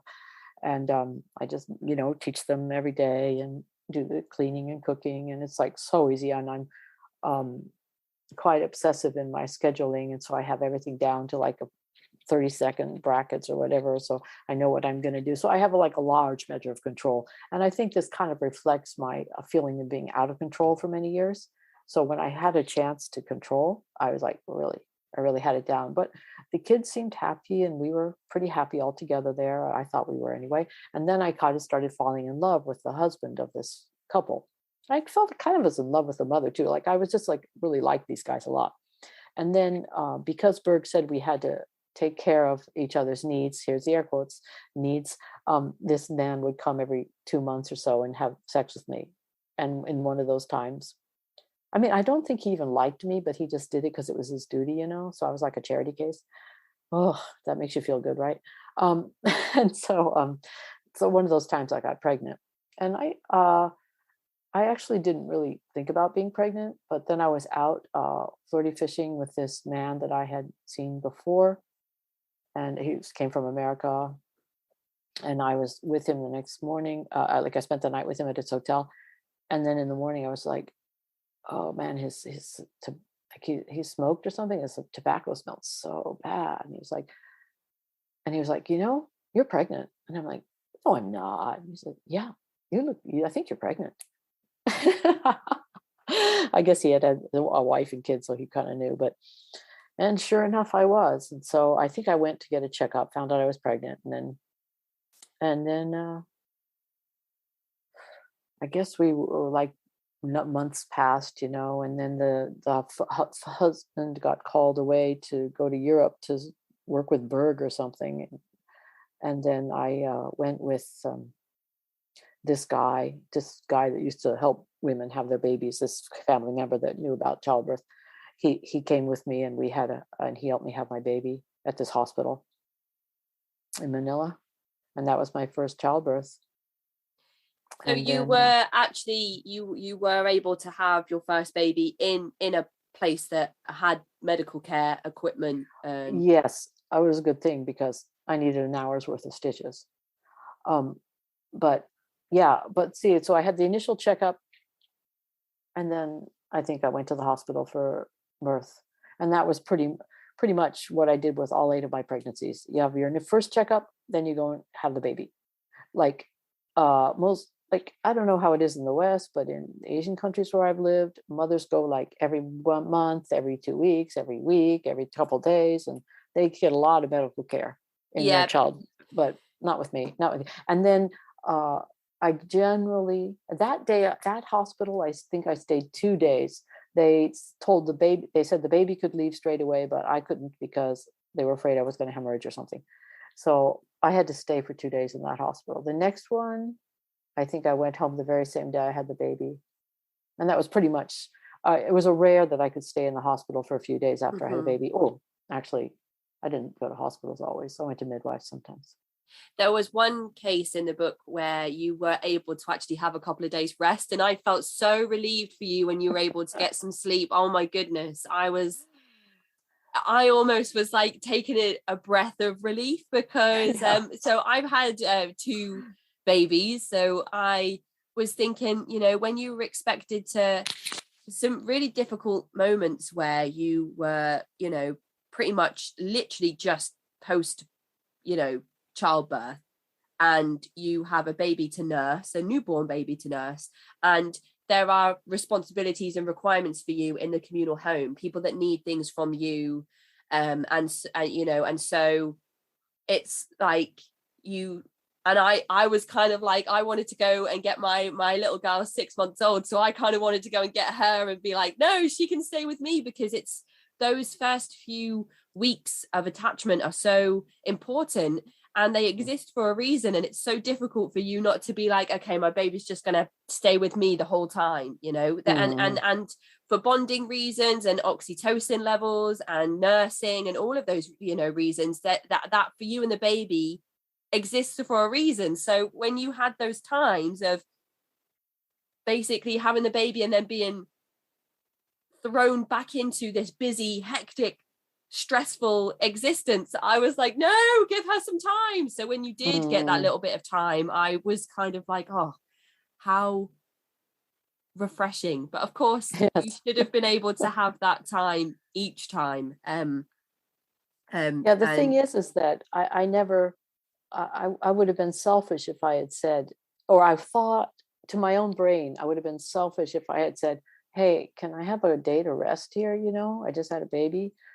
I wouldn't dare. I had to perish the thought of ever asking for something for myself. That was something that like maybe my husband might have thought of, or somebody that was in leadership might have thought, hey, maybe she should have a rest, you know. But no, I dare not ask something like that from myself, because that would have been selfish. You see, I was raised as a Catholic, right? And I was taught to be a good little girl, to do what I was told, and to always put other people before myself. And so that was such an easy slip into the children of God.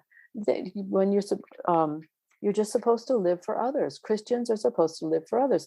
When I was a child, I read books of missionary lives. You know, they all just went to Africa. You know, this is just great. You know, in retrospect, to save the darkened heathen of the world. You know, it's like so silly, but to me it was like so noble at the time as a child. And so that's what I wanted to do. And so you couldn't give a thought for yourself. You had to only think of others. Jesus, then others, then you, is how you spell joy, we were taught. You know, you could never think of yourself. So that was my like, to think of myself after I left the group. It really took a while to actually, like, what do I even want? Do I have a want? Is there a want in my vocabulary?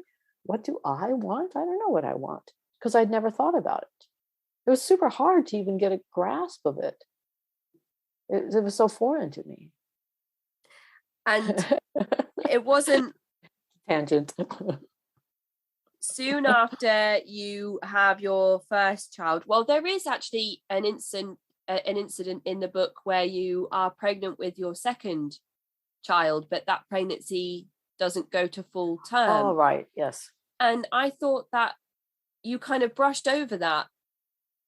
And it felt again like one of those situations where maybe in a typical environment, a person may be given a chance to grieve, to come to terms with that situation.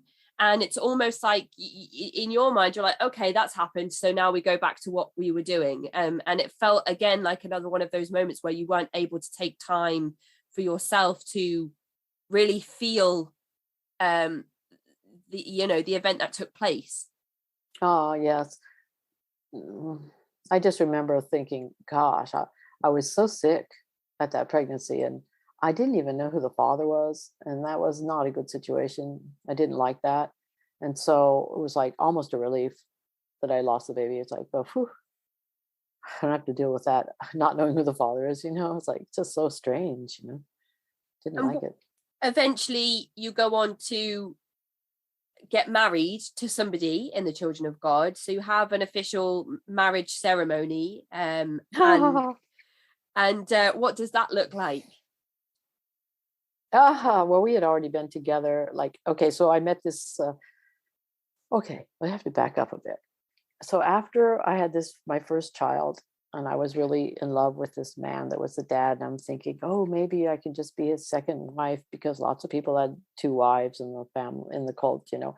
And so then he when the baby's 6 months old, the guy comes back from Europe, and I'm kind of wondering what's going on. And then that was the time when my dad was dying, so I had to wait for him to come back from Europe before I could go to see my dad. See, my dad, my stepmother called me, or maybe it was my brother. They called me like when the baby was a month old, and they said, your dad's really sick. Can you come home and see him? But I had promised my baby's father that I would stay and take care of his wife and children. So we were just two women, you know, in this house in Manila. Well, granted, there were other Children of God members in other places that probably could have stepped in, but I had given my promise, my word that I would take care of this woman. So I just kept like putting off my brother. Oh, the baby's too small. I can't travel or blah, blah. And finally, I think I told my brother the truth one time. I think I said, I just can't leave until this guy, the father comes back. And I don't know when he's coming back and I can't get in touch with him. So finally, when he came back, then I got, my stepmother sent me tickets and I got on the plane to fly back to see my dad before he died. And I landed in San Francisco and my sister met me at the airport and we're chatting and eating dinner. And she showed me pictures of my dad. And then she said, well, Dad didn't make it. He died yesterday. And they hadn't told me, because they didn't want me to cancel my trip. So I went home and went to my dad's funeral, met my stepmother. And that was pretty sad. But then I went back to Manila to be with this couple again. And then about a year later, they moved away to go work with Berg, Moses, and I got moved into this commune with lots of people that were still practicing free sex. And I was like, oh man, what a lack of control. I went from having complete control in my little world to zero control. And it was very traumatic. And plus I was like traumatized because the people that I loved, the children that I loved were gone. My family had just been torn away from me. I felt these people I'd been with for over 4 years. And there I was in this like whirlwind commune with all these people and having sex and, people having sex right in front of my eyes. And like, oh, it's like, please get a room, but it was really traumatic. And so there was no room for these people to get a room either, by the sounds of things. Exactly. That's right. So we shared a room with this very ardent couple. But then when New Year's came around, I was like, oh, my poor son, he really needs a father. So I prayed for God to supply my son with a father, not for anything for myself. God forbid I should pray for a husband for me. But I did just pray for a father for my son. And so then not long thereafter, I met this man that seemed so gentle and kind and sweet. And everybody told me he was the most wonderful man ever. And I'm like, why isn't he married already then? Because everybody else was married, and very rare to meet a single man. So, whoa, well, maybe God saved him for me. Ooh. So within 6 weeks, we were together. And then maybe a year and a half later, a couple years later, oh no, a few years later, we actually had our wedding. And I'm like, already after 2 months of being together, it was as if my husband never wanted to touch me again. Like he would push me away if I tried to hug him. And I was like, wow, am I that ugly? I was a really insecure teenager, right? Anorexic. And also it's like, oh, it must just be because I'm so ugly and undesirable. It's all my fault. And so he's always pushing me away. And so it's like, but I promised I would stay true to him till death do we part, So leaving him would never happen. And he's also obligated to go and be with other women in the commune? Well, we were in that, by the time I was together with him, we were back in the same house where I'd lived with the gentle couple, the quiet couple, with the leaders of the country. And it was just me and them and my husband.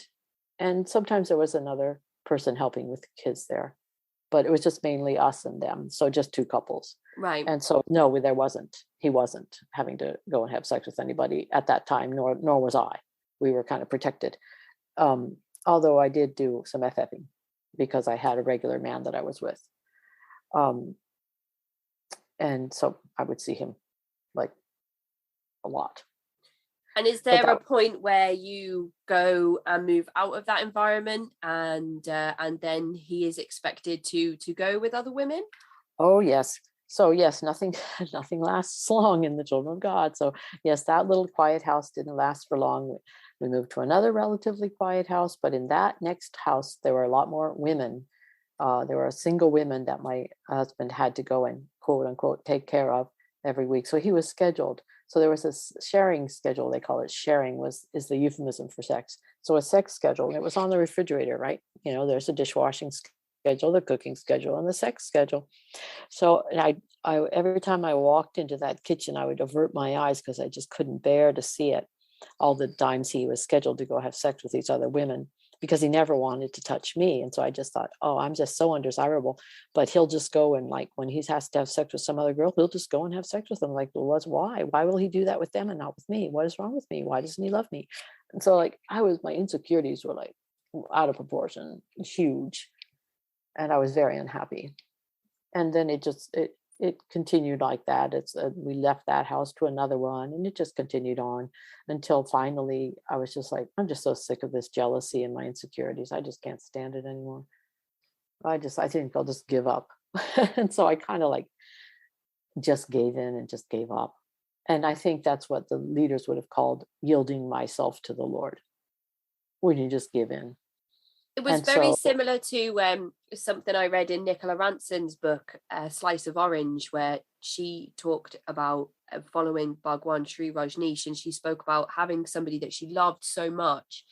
And because they practiced free love within Rajneesh Puram, and people would come up to her and say, you know, or in the ashram in India, they would come up to her and say, wow, your husband's really good in bed. And she'd be like, oh my goodness, well, I know that because he's my husband, but he was out having relations with other people. And we had a lengthy discussion around whether we thought monogamy was natural or whether it was a condition of Western upbringing, society, because there are some communities in the world that do have polyamorous setups within their communities, and these have been traditions and practices that have been passed down for hundreds of years, you know, in other parts of the world that are perhaps less accessible to us than what we are used to in the Western world.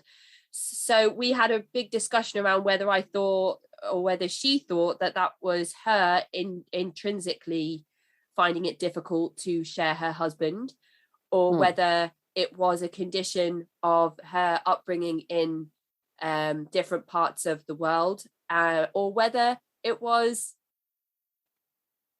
natural for her to feel jealous in general of her husband being with multiple partners. And I don't know if you have any thoughts or feelings around what your jealousy may have said about you or your upbringing or monogamy and polyamory as a subject. I guess I didn't really think about that before, but yeah. Well, I was brought up really, you know, puritanically, and so I would be all for monogamy. But since I've been in Asia, like historically, China, Japan, these people for generations, the men have had mistresses. It's just like a normal thing. Nobody's going to raise their eyebrows about it. And you know, the men had sex with young boys is like just super commonly. It was not a strange thing at all. And so the ideas of in Asia about towards sex were pretty loose, you know, pretty liberal compared to us with our Judeo-Christian backgrounds. You know, it wasn't until the Westerners came in that the ideas towards sex changed. So I don't know. That's a hard call. You know, look at India. I don't really know. You know, I think it's all a cultural thing. It would be really interesting to ask somebody from one of these communities from hundreds of years ago whether they were jealous of their, you know, or even if they had significant others, you know, or partners or one-on-one marriage ceremonies.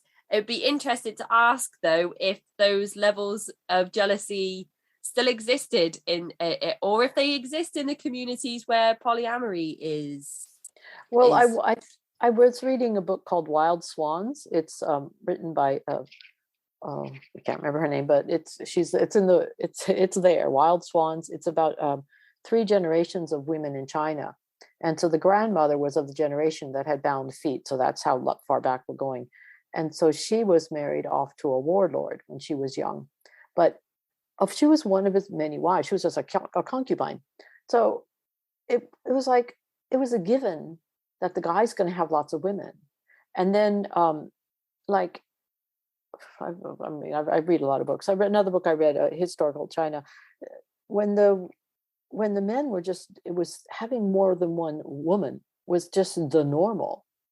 The women just accepted it because that was just what it was, and men like to do that, so that's what they do. I'm not really sure how possessive they felt, and that sense of jealousy that we Western women might feel over our man who we want to be our man. I'm not so sure they felt like that. Plus, a lot of their marriages were arranged, or they were sold off to be wives. So I think the whole construct was different. Everything that you've just said there makes me feel so tense and almost angry. And the fact that we just say, yeah, so women were just kind of like sold off, or arranged marriages, she was just given to a warlord, and we just say it like that because that's what it was like. It was just that's happened. What it was like. Oh my goodness. Were longings of men. That's just the way it was. It's like history. Stop. We've come a long way. We've come a long way. Oh, we haven't come far enough though at the same time. So at some point you and your husband and your children move into a house with many people. Mm-hmm. And this it feels like a time that starts like spiraling almost. This is where it feels like things become really chaotic for you. There's so much responsibility, there's so many children, there's so much going on, there's no space for anybody to live there. Talk us through what that experience was like when you first moved into that home. Now in Manila, right? Okay, well, I didn't really have any choice. It was like, okay, now there's this new the combo vision, some Mo letter came out, so we all have to live together in these enormous homes. So somebody rented this enormous house, and I don't even know how many people were there. There were lots of couples, and lots of couples came from World Services, which would mean the wives came with their children and the husbands stayed because that, the husbands had important work for the Lord to do there. And they generally got new, younger wives from the second generation. And so the wives, the mothers and their children came with maybe some guy sent to, quote unquote, take care of them. So these families were broken up. All these kids were there, and they all needed school. But no, they have to. School is not something we do now. We teach them how to witness, and we teach them to sing and dance so they can go and busk on the streets or go sing in old folks' homes or whatever. So a lot of their time was spent singing practice, and then we had to go office to office or door to door selling cassette tapes and posters to get money. And so we'd from morning to night, we'd be doing that. And it was so awful to me because I always wanted the kids they have school time, and of course we couldn't send them to public school because, that's the territory of the devil or whatever. You had to teach them yourselves, but then we weren't allowed to teach them ourselves, but we still had to teach them, but we weren't allowed to because we needed to go out and raise money. Oh, and meanwhile, then there was sharing schedules were still happening, and we had to go out at flirty fishing sometimes, because we needed to get money that way too. I mean, you have a lot of people together, and it costs money to live, So it was pretty awful. Yes, that was pretty awful. And then from that place we moved. Oh, and then, well, the most awful thing of that was that everybody got measles, and measles is not an easy sickness. Especially the variety that we had in the Philippines, some tropical measles, it was bad. Well, the younger children were all in this kind of downstairs room that had, it was a mansion we lived at. We had to rent a mansion because where else would we have enough bedrooms and space? It was still crowded. But this giant downstairs room is where they put lots and lots of bunk beds. And so my husband stayed there for 2 months inside that room with these sick children, taking care of them.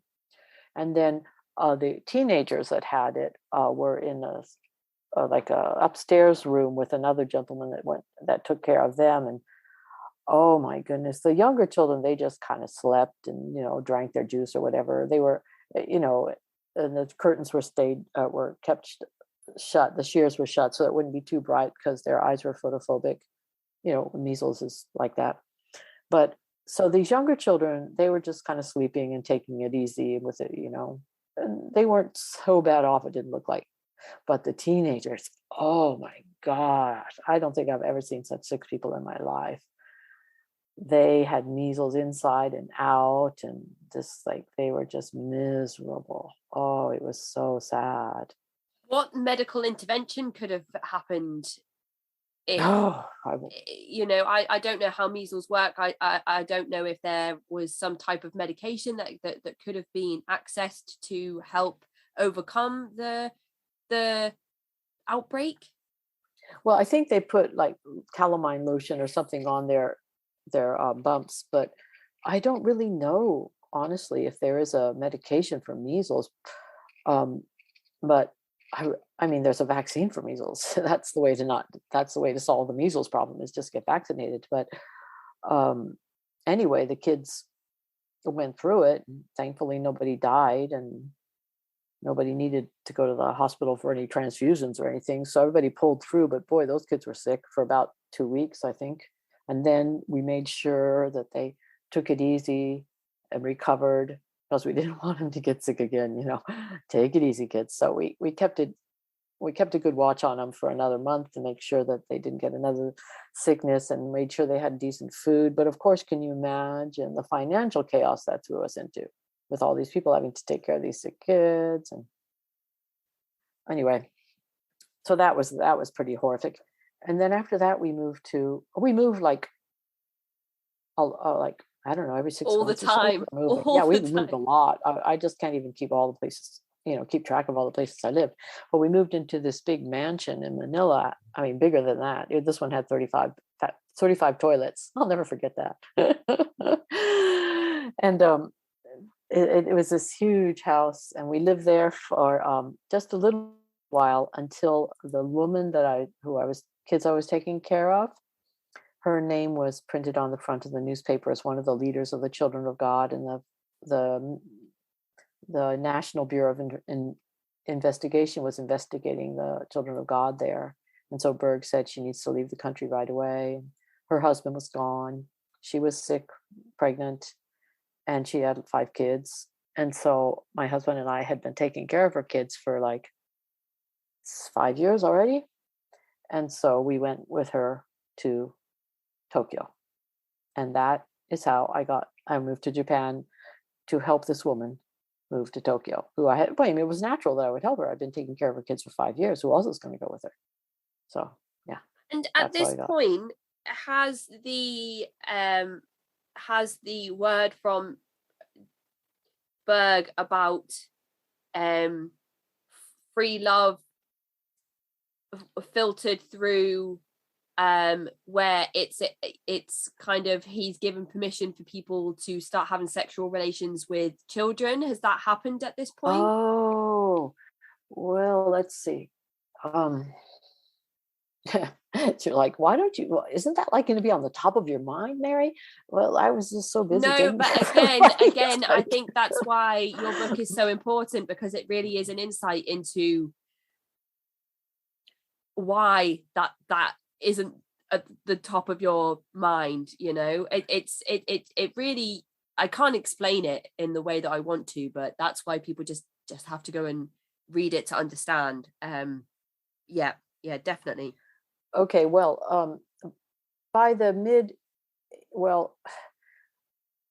FFing kind of, because 1987 or 1986, around then, AIDS started. And so then Berg said, okay, no more FFing. Only people that you have been FFing all along, like only long-term friends, long-term fish, can still be FF'd, or flirty fished. The rest, you can't go out with strangers anymore because it's too dangerous. You might get AIDS and die, right? And spread it to everybody. So that was the end of that. And the interhome sex kind of, you couldn't have sex with people that weren't in your own commune anymore. He made all these rules, and because of the AIDS thing, I think. I think. I mean, I could be wrong on why he did that. I can't really remember. And then,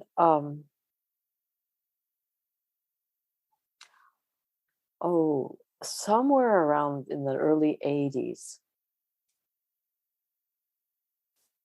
there was a home, a big commune in Greece called Music with Meaning. And this place was like Berg's ideal commune or practice commune where he had like, I guess he closely oversaw them, and they started to film adult women dancing with these shawls, like little scarves that are see-through, and then the little girls dancing with them.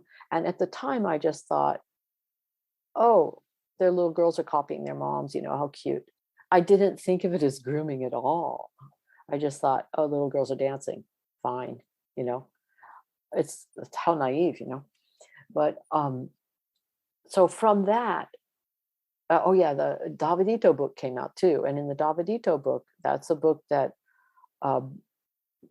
Berg's, a woman that lived with Berg, who took care of Berg and his wife's baby, Davidito.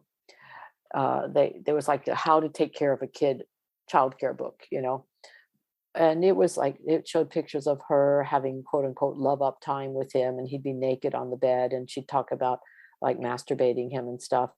And frankly, that just kind of went over my head. And I was like, yeah, okay, fine. That's not going to happen. It's like, who would do that? Nobody I know would do that. But that's what was happening in the book. But why didn't I go like, what? That's horrible. Why is she doing that to him? She shouldn't be doing that. That thought didn't go in my head. Why not? I don't know. But it didn't. I just thought, well, I'm not going to do that. I'm just going to, okay, what does she say? She talked about in that book how you should teach the children like from the Mo letter. So what you do is her teaching plan was thus: you take a Mo letter and you read it to the children, and then maybe you give them some fill in the blanks for their language arts, and then maybe you try to figure out how to make a math lesson out of this Mo letter. And I'm like, yeah, no. If I'm going to do that at all, I'd rather use the Bible verses or something, but yeah, I just think it's such a stupid way to teach children. Anyway, even at the time, I thought that. So I was more focused on teaching the children than masturbating a little kid, which I was never going to do. So I didn't like condemn her because she was like above me. She's like the holy prophet, she's in the holy prophet's house. So whatever. But I'm in my house and I want to make sure my kids learn to read and this and that. And that's my job. So like, I guess I had compartmentalized it again, just had to disconnect from it. And so I didn't see people having sex with kids, but clearly it happened, which is when I read those things after I read the internet forums from these second generation people after I left, and I heard these stories. And of course I was just horrified. I was like, oh my God, why didn't I see it? Why didn't I know that was going to happen? Like, I thought, oh, the people in the children of God are good people. They're all good people. Nobody would abuse a child. Like just like I thought about that leader. Yeah, and bad person, even then, when that Archbishop, is it? Yeah. When even then, when you have those thoughts about him, he's still fired. So then you're like, of course they've got rid of him. They don't want bad people. They know he's a bad person. So all of these things happen in your journey that confirm your thoughts of that you had all along. He's a bad person. Oh, he's fired. Yay, they saw him for what he was. I knew this place was a good place.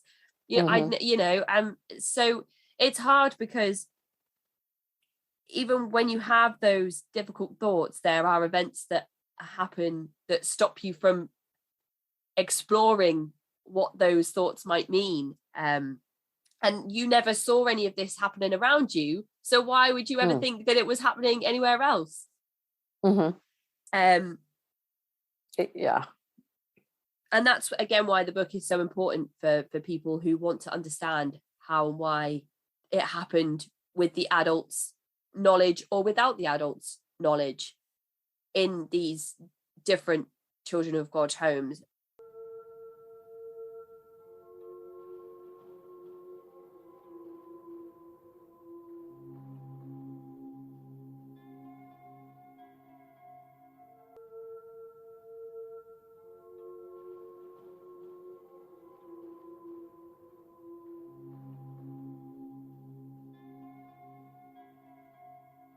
at some point you arrive in Japan, and what are your first impressions of Tokyo? What is that like in terms of changing from the Philippines and everything that you've known for the last few years? Okay, well, in the Philippines, Filipinos are smiling, friendly, happy, wore colorful clothing, love to dance and sing. So I get off the plane and walk into Tokyo, and there's bustling men in black suits bustling everywhere. There are black and white cars. I'm instantly illiterate. I can read nothing at all. I can understand nothing at all. There's nothing familiar about it. Everybody's somber, rushing here and there, busy, busy, busy. And there is not one happy, smiling face, not one colorful vehicle, not one bit of colored clothing. It was just all very bland and conservative. And then the men would be walking seriously along the street, and their wives would be behind them carrying the baggage, until the wives would rush forward to open the doors for the men so the men could go through. And I'm like, whoa, what's going on with this country? Like, how rude the men are, I think. Well, they didn't know. There are different cultures in this world, but boy, it was a shock. And what the hardest thing was the language. I just couldn't understand anything, and I hated not being able to read. It was just such a frustration. It's funny because you're actually talking to me from Japan now, so it must have made some kind of impression on you at some point. Isn't it ironic? I never would have imagined that I'd live in Japan for most of my life. Here I am. So when you arrive and you have this kind of change, this shock in culture and your ability to navigate your way around, and again taken away even more possibility of you regaining some level of independence, even further taking that away. That's true. Where do you go to live at that point? Okay, well, first we went to live in this enormous countryside house owned by a queen. This are air quotes here for the queen. She's a woman that was friends with the children of God, I guess. I don't know how deep that friendship went, but she had this land that a big building that she had been using to take care of disadvantaged or troubled teenagers, I guess. But all the troubled teenagers left, and the children of God moved in, and that's where I went and stayed there for 2 months, and then we moved to a house in Tokyo, and it was an old house with this kind of sandpapery stuff on the walls that catches all the dust. And I had an allergic reaction to it, and I was pregnant. And so I was kind of sick from that house and the dust and the whole situation. And it was really, really hot. I had lived in Manila for a long time, but the summer in Tokyo was so hot and humid. And my poor little girl was just covered in heat rash. And I was like, we didn't have any money, and we were eating like donated food that was out of date food that like these store owners would donate. Donate is really not the right word, but people like a Japanese person and a foreigner, you would go around to these stores, little mom and pop shops, and if you have any leftover food at the end of the day, can you donate it to us? We're missionaries, blah, blah. And people would give them food. Well, I imagine they'd give them the outdated food, because you have to pay to throw away stuff in Japan. So it was like easy out for them. So they'd give us this outdated food, and that's what we'd live off of. And I was pregnant and sick, and the kids had to go out postering, and like they'd say like one line in Japanese, and God help us if somebody asks us a question because we can't understand anything. All we can say is, can you give us a donation and thank you. It was awful. And then we needed to go to Manila to renew our visas, and we didn't have any money. But yeah, so that was kind of hard. And then at that point in time, I remember thinking, this is such an awful situation. Oh, and at that time, my husband beat my son with a wire hanger, and I was just horrified. And I like, what could a 5-year-old boy have done to deserve that? Nothing. That's like, but he was such a sweet and gentle man. My mind would tell myself, and I would be like, but there was no escape. Like, we had no money. I had no family. I had no friends. I could not speak Japanese. What was I going to do? So then I had to tell myself, okay, well, you're not being burned at the stake. Okay, things could be worse. Well, or at least you're still alive. At least you're healthy. At least, things will get better. Things will get better. Oh, but that was a pretty low point. And then we moved into this enormous house. Well, not actually, I wish it was enormous. It was an apartment, and we put, wow, maybe 70 children in there. And some adults, and we took there was this plan that some leader had, that the 3 homes in Tokyo would work together. So there'd be one home that did witnessing, and one home that did what we called provisioning, which means asking businesses for food and items that we needed, like they would get the stuff we needed, and this other home would witness to people. And then ours was a home where we would teach the children. It was a school home. So that was like a new plan that came out.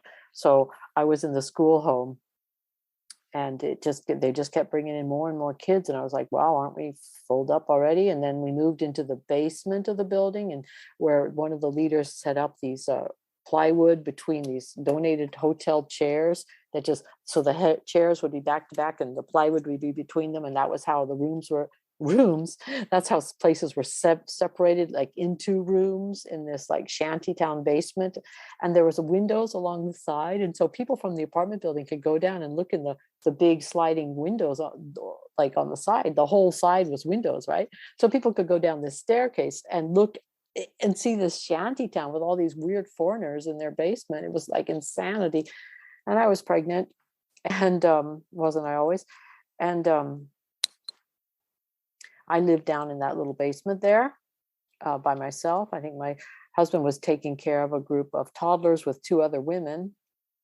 And he would sleep with the toddlers in their room to take care of the children, because their mothers were in the home where all the witnessers were, also where the provisioners were. So we had all these children. We even had a 2-month-old baby there without her mother. It was like, oh God, no. I was like, why? This poor baby. And then, as if things couldn't have been any worse, we got whooping cough. Everybody had whooping cough. And at the time, that was right after my baby was born. So I had been moved to an apartment upstairs, where I was like a secretary to this leader, and taking care of my newborn and helping this guy, well, doing the work for that guy while he went out and went to a gym or something. I don't know. He was never around. And then while I was out one day, I was expressing my milk for this 2-month-old baby that was sick, because like this poor baby, they were giving her, bottled milk that she was just throwing up all the time. And so I was expressing my breast milk for her and putting it in a baby bottle in the fridge. And then one time I was out, I don't know where I was. Maybe I went to a doctor appointment, maybe, I don't remember. But I came back and somebody had fed my own baby with that baby bottle from the sick baby. So my daughter got exposed to whooping cough from the sick baby's bottle. So, okay, well, so I moved back downstairs because she was already exposed. And then, oh man, I just could not believe how bad it was when I walked in. It was like some sort of house of horrors, There was just kids coughing everywhere. There was a woman in the dining room that, like, you walk in and there's this big room that's kind of like the living room, dining room. We had tables set up because we had so many people. So it was like all dining room. This woman was like, had this child across her lap, and there was a basin, and she was patting the child's back so the kid could throw up all this mucus and vomit into this basin. And she was like patting him and trying to take care of him. And these kids were in these bunk beds, three level high bunk beds, and they were all sick and with buckets to vomit into. And it was pretty horrible. Yeah, but yeah, it was pretty bad. But thankfully it passed. No one died. I think the 2-month-old baby did end up going to the hospital for a little while. Why didn't her mother go there and take care of her? This is a question we won't know the answer to. But I found out last year. I talked to somebody that knew that girl and she told me that she is a healthy, happy adult woman now. So I'm happy to hear that. She survived. So I was really worried about her. And but she had a very kind woman that took care of her, a German woman, just slept with her in her arms like every night, just held her always. She was such a nice German woman. She had just joined the cult in India and moved over, and then she was given this baby to take care of, and she was so diligent with the baby. I'm very kind to her. That makes me so sad, because that's all that babies need, isn't it? They just need that. They just want that comfort. And it makes me sad to think that she was so small and she didn't have that.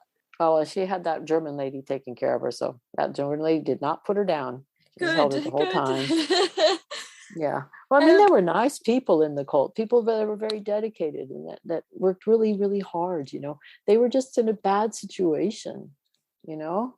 But we tried really hard to make things fun for all the kids, and, you know, it was hard. Yeah. And it comes through in the book as well that the education of the children is so, so important to you. And that is one of the only times that you butt heads with people in leadership, is when they are, you know, they're telling you that the education needs to go on the back foot because other things need to happen. You know, like what I would maybe call the child labor is the priority over the education of the children. Or they would say, you know, that they don't like the way that you're educating the children because you're not using the Mo letters, you're using the Bible. And that was the only time that you would say, you know, no, I disagree. I think this is the way it should be done.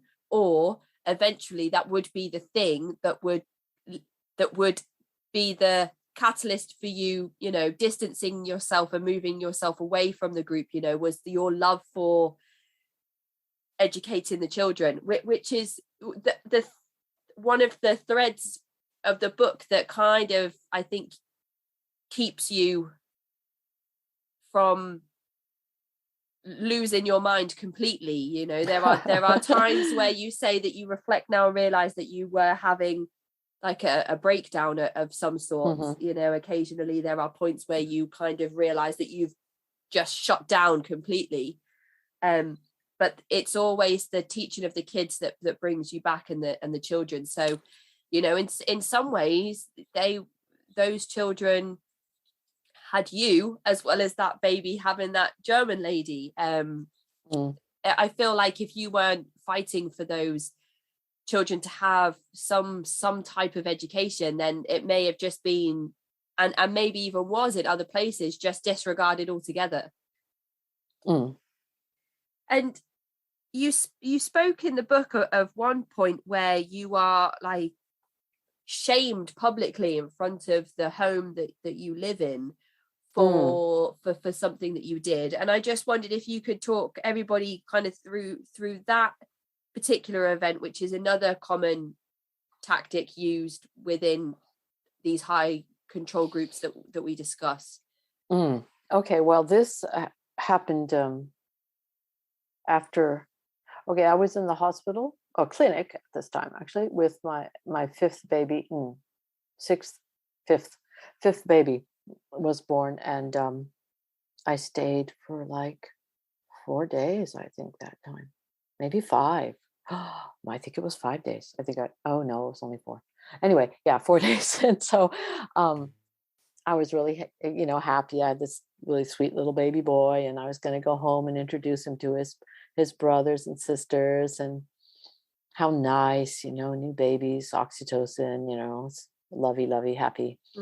And so I love those parts in the book where you say, I just stared into my newborn's face, because isn't that one of the most incredible moments in life? Yes. is having that first, like, yeah. And so I felt those moments when you had that's them. sweet. And so anyway, but then somebody said, yes, this district shepherd woman has written you a letter. Oh, okay, that's not going to be good. does not bode well for me. And this were the days, I believe, before your time, but when you had a computer printout that was like this one long sheet of paper that you'd run through, and there'd be little holes on the side that read through the runners, so it's like this super long sheet of paper. So I had this, when I got home, I was in my room, where which was like this walled off piece section, like this homemade wall kind of divider between my room and where the children that I took care of slept. These young like 11, 12-year-olds that I took care of. So we kind of shared the room, but we had a little wall there. Anyway, so I was in this room, and I was like, my kids were going to come in and meet their new little brother, and then somebody hands me this big 8-page computer printout, and it's this long correction for, like, I don't remember. I remember she said I was aloof, and I was self-righteous, and I favored my children because those were like always what I always got corrected for. And lots of other things I did wrong in great detail, all my sins and crimes against the cult or whatever, and on and on. And so and then I was supposed to read some Mo letters as my, to reform myself, or was it my penance? Who knows? And then I was supposed to have united prayer and do a big confession, ask for prayer and have people pray for me. So the day that, it was my birthday too. The day that should have been a big joyful day with me bringing my baby home and my birthday. I forgot it was my birthday. Lovely. Then I get this huge correction, and I'm just under this terrible cloud, and I couldn't sleep at night, feeling like such a complete failure. And I'd failed the Lord, even though I tried my hardest to be a good disciple and to serve the Lord and to not think of myself and think of others, and tried my very best, but it wasn't good enough because look at what a failure I am. And so then when the time came, there was this evening meeting called with all the adults, like, I don't know, 50 people or so. There were a lot of people there, maybe 40, 50 people. I can't remember. And then they all put their hands on me and prayed for me and spoke in tongues. And first I had to do a confession what all my sins were, but I can't remember what they were. And then they all prayed for me, and then people gave prophecies, which means they say whatever comes in their head, assuming it's God speaking to them, And then, that was that. And then I was supposed to read all these Mo letters for my study to keep reforming myself. But from that moment on, I think that one like kind of eviscerated any last vestiges of myself or any self-confidence I might have had. Any strength I might have had was pretty much gone after that one. I felt like I was just a shell, just kind of going through the motions of, I was just a shell after that. And just like, it really stuck out to me when we moved to the next commune, and I met a boy that I had known in Tokyo. And he was like a really nice kid, super nice kid, still friends with the guy today. And he saw me, and he's like, "Oh, hi, Mary." And I'm like, "Oh, yeah, hi, how's it going?" And then he says to his friend that he's with, this teenager, maybe 14 years old, he says, "Oh, watch out for Mary. She means what she says." And I'm like, "Yeah, not this Mary." Maybe I did before, but yeah, I don't think I do anymore. I'm not the same person anymore, because I just wasn't. I was just broken after that. Maybe they could sense that you were starting to push back against some things and realize that you needed some kind of radicalizing to kind of get you back into that submissive mindset. I tell you, they got me back into that submissive mindset, that's for sure. And in 1975, the leadership of the Children of God changes hands? 1995. Oh, is that 95? Sorry, I've made a mistake there. It's just a typo. So in 1995, the leadership of the Children of God changes hands. Mm-hmm. And does that change the church significantly, or does it kind of continue as it was? I think it changed it significantly, um, because what they publicized a book called they published a book called the Love Charter, which was new rules for what it meant to be a member. And until that point, people had to live in these enormous communes with like 4 or 5 couples at least, which with everybody having 8 and 10 children. This is a lot of kids. Um, and then at that point, with the Love Charter, people could just live in 2 family homes. And I think, well, that was the biggest change from, in my opinion, was that people could live in smaller homes. So at that point, we at that point, another significant thing happened in our lives is that I was some visitors came to our house for like a little party that we had, like a little event we did with the neighbors. And this one man was talking, and I was in with this talking to the men, like the neighbor men, while the women were out cleaning. I don't know how I managed to get in the room with all the men, but there I was sitting on the floor, and they were all, of course, speaking Japanese. And I'm like keep nudging this foreigner beside me. Hey, what are they saying? Can you translate for me? What are they saying? And I kept asking him that, which must have been really annoying. But one of the old visitors said, well, how can you call yourself a missionary when you can't even speak Japanese? And I'm like, yeah, I've been thinking that same thing myself. So like, yes, confirmation. How can I call myself a missionary when I can't speak Japanese? If it's exactly right. So my husband felt the same way. And so we decided we were going to move away from other cult members and live on our own so we could experience the culture of Japan and learn the language. And we both hated selling these posters and tapes and videos and CDs. I think we had by then. We hated doing that. Hi, here, can you take this? Can you give us a donation? It's basically begging on the streets. It was like so humiliating. I didn't like that. So he didn't either. So we decided, okay, we're going to move far away from everybody, and he's going to get a job.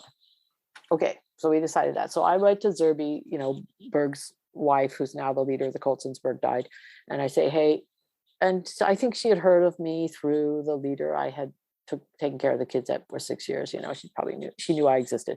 So I wrote to her and said, can we have permission to live only with our own family? And not have to live with another couple. And she said, okay, for like a year or two, you can have this waiver. Okay, cool.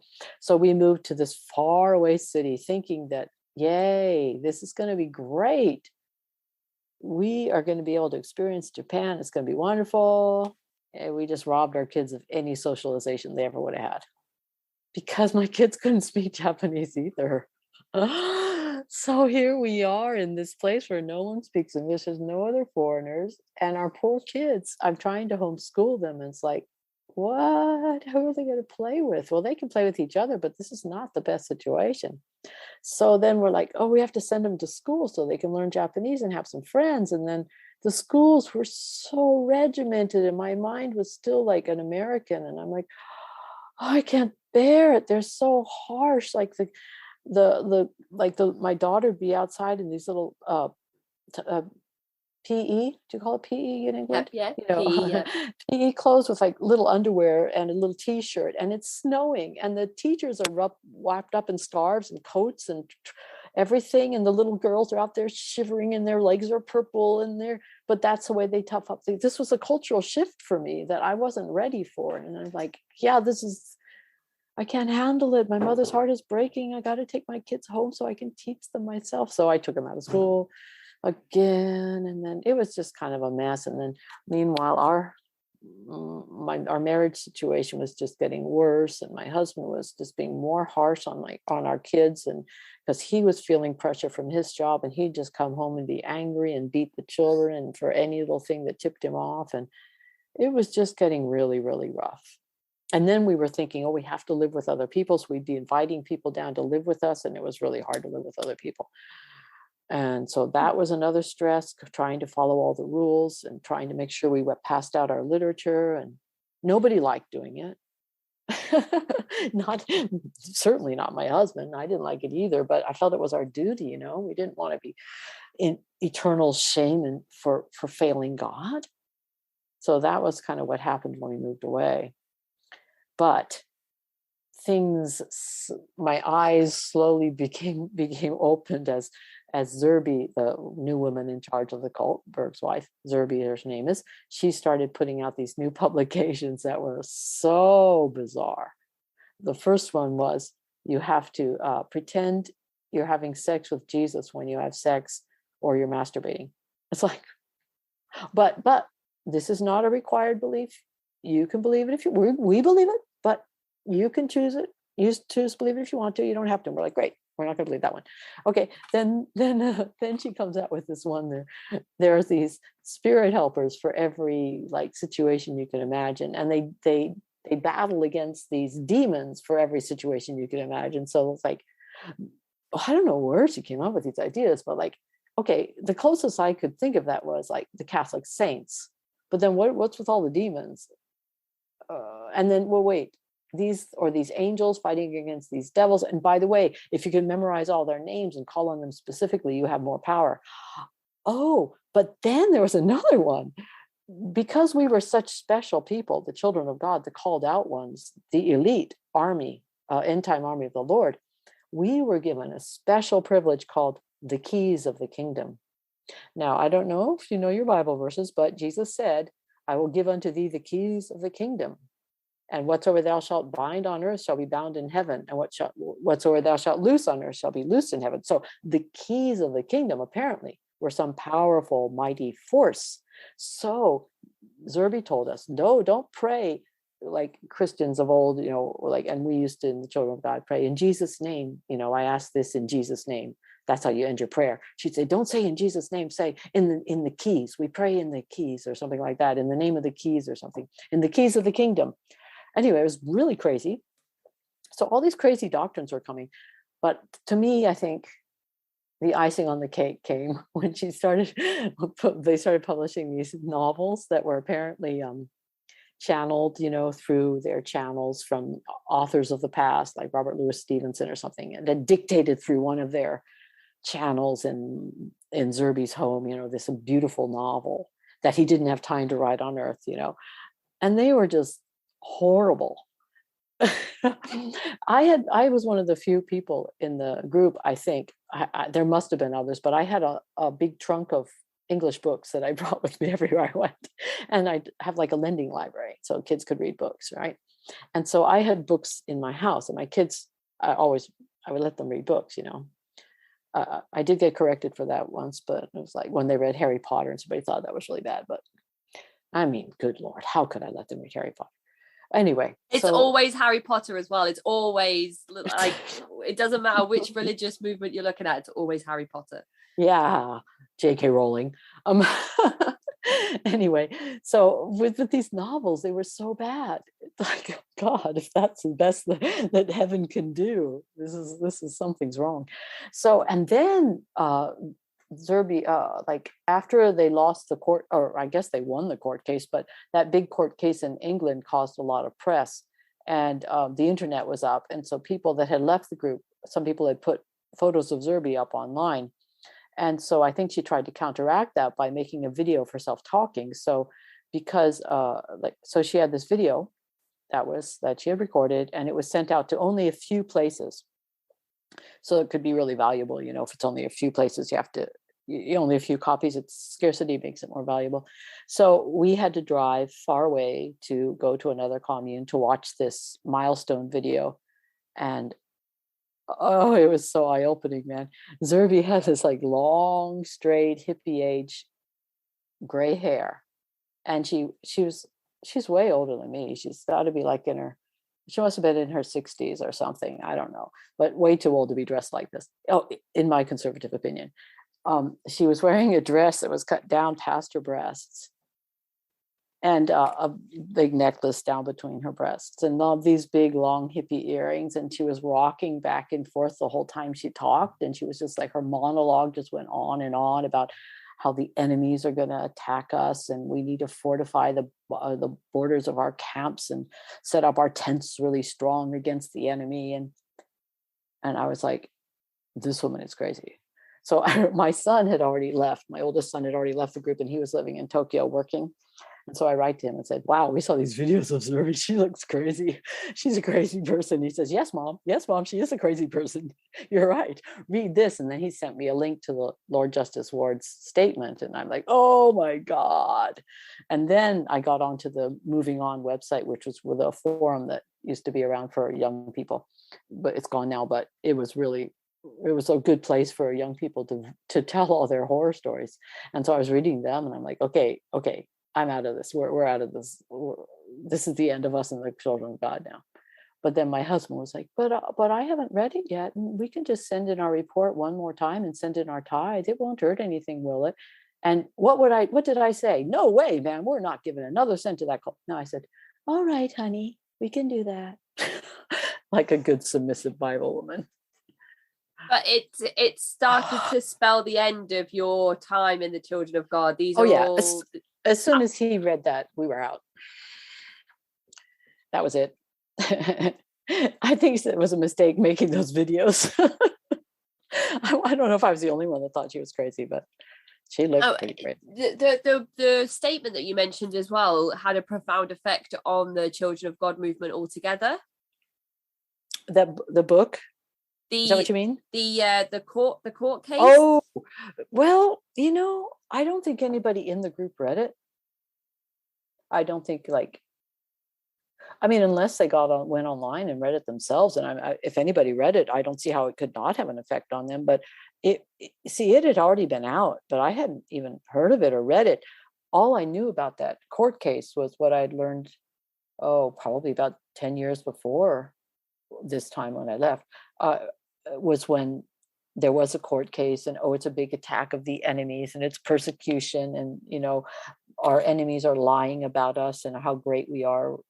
It was framed like that, like it was persecution against us, not like a legit court case where someone was concerned about a child's welfare. I feel like it might have been the first time that the events taking place within the movement were put in a public space, though, for people to be able to know what is actually happening within some of these communal buildings around the world. Oh, you mean the judgment of the Lord Justice Ward? That statement? Yeah, just like the first time for people to be kind of people like me, just kind of, going about life outside of a movement like this, to be like, wow, that's what the Children of God are doing. Kind of a first insight into, us seeing what's happening, what's been happening. Yeah, it was pretty shocking for me to read that, because it wasn't like, it just wasn't my experience, right? So I didn't see it like that, right? Because I was inside the group. But when it was looking at the group from an outside perspective for the first time in my life. And that's what did it. It was like, what? And then, of course, as I said already, the guilt came. Like, how could I have wasted my life like this and put my children through this? And so how do you and your husband then take that journey finally out of the group, and what does life look like for you, kind of transitioning into some kind of typical everyday life? It was the hardest time of my life. The cold wasn't a picnic, but we had our fun times and our bad times in the cold. There were fun times. It wasn't all bad, but at this, I was like, I was feeling full of guilt, really bad. I'd wasted my life. I had not raised my children in a good way. I'm a mother, and of course I want the best for my children, right? And I come to find out I did it all wrong. Really felt bad. And so I was like, well, how can we get our kids into college? Here we are in the boonies of Japan. Like, how are we going to get our kids into college in the States? But so then I was contacted by one of the kids who I had taken care of before, and she was living in in America. And she said, I have a 7-bedroom house and I've got plenty of room. Can you come live with me? And the schools in this state will, if your kids go through high school here and they do well, then the state provides for their college for free. Just come on, move, and I have plenty of room. It's fine. It's fine. And so I was like, well, I dare not ask my brothers if I can live with them. How dare I, like, I can't do that. I can't ask somebody, right? I was in no position to think I could do that, and not the mental space to like, hey, come on, family, you're my family. I need some help. I couldn't do that. Like, it never would have occurred to me. I don't know. I think it would have been imposing. It just would have been selfish, It wasn't where my head was at. So anyway, this girl's all like enthusiastic. I should come live with her. So, okay. So I and two of my teenagers, high school age, moved over there and left my husband running. We had an English school at that time. I left him running the school and with the younger children, which was very, very hard to do, to leave my younger children. Ooh, super hard. But anyway, I felt that's what I had to do to get those kids into high school. So, and I had written to the principal of the high school before I left. I exchanged emails with him and said, okay, so I've homeschooled these kids and we're moving over from Japan. And the reason we're moving is to go to your high school. So can my kids go to your high school? Oh, yeah, sure. Come on over. So we went over, and my son was first year, so he got in. My daughter was supposed to go into her senior year. Now, my daughter was very studious. She's very, very smart and self-studies. Like she doesn't need to be, she's self-motivated. So like she does great. She would have been fine. But they said, oh no, she's been homeschooled. She not in a, like, I wasn't like a registered, like, what do you call it? Like a registered, accredited homeschooling system. Okay. I had just schooled her myself. And so they're like, oh, she has to go downtown to this really dangerous section of town and take pass-fail tests on every single subject she ever did in high school. Huh. And then if she passes them all, even if she passes them all, she won't be eligible for the scholarships to college because you have to have good grades. You can't just have pass-fails.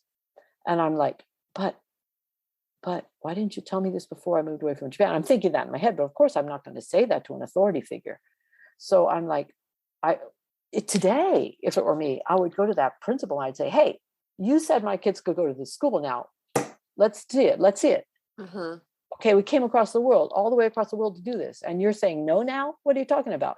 I would have fought. But in that time, I was like, oh, okay, I guess she'll have to go to community college then. It was just a complete disaster. That time in America was a complete disaster. Everything went wrong. Well, the one son had a great time going to school. Another son came over and went to school, and his was pretty much okay. But this daughter, she couldn't get into. She got into the community college, but it was so boring because the level was so low and the teaching was so slow, and she couldn't get her driver's license because she didn't have a learner's permit for a year because she wasn't 18 yet. Like there was just all these loopholes, and like catch-22s that nothing worked. And I was living off my savings.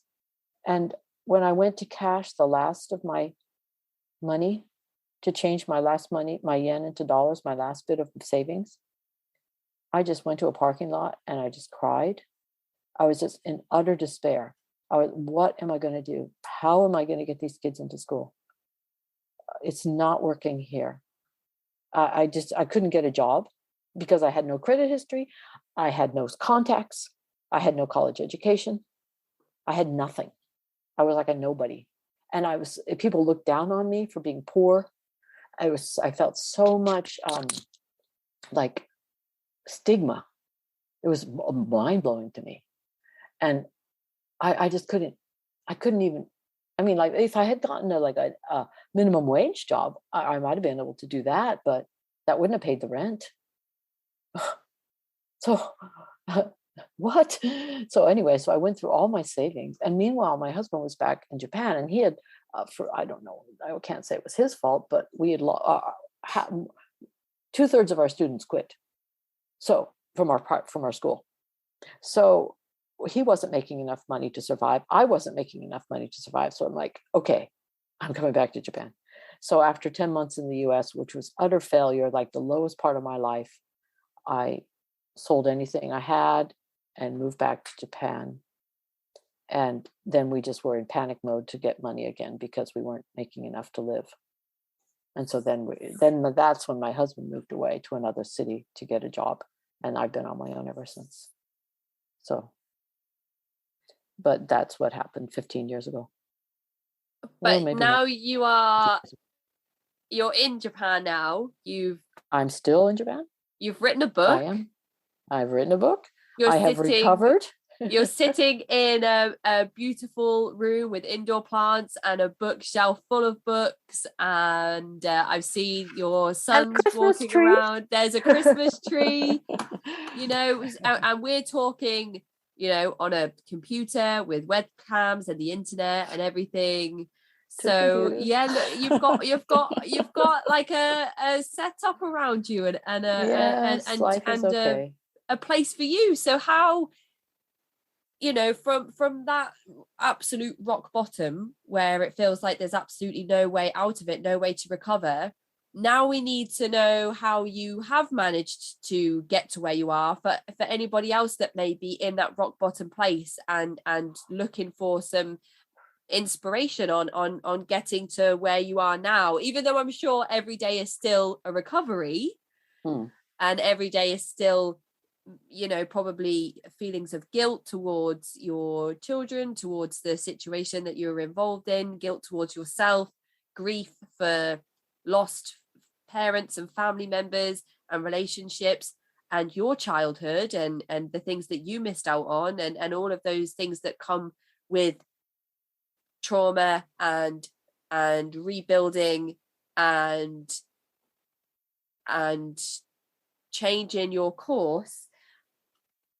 For anybody listening that needs that advice, what would you tell them? Well, I mean, I would advise the therapy, but that wasn't an option for me. So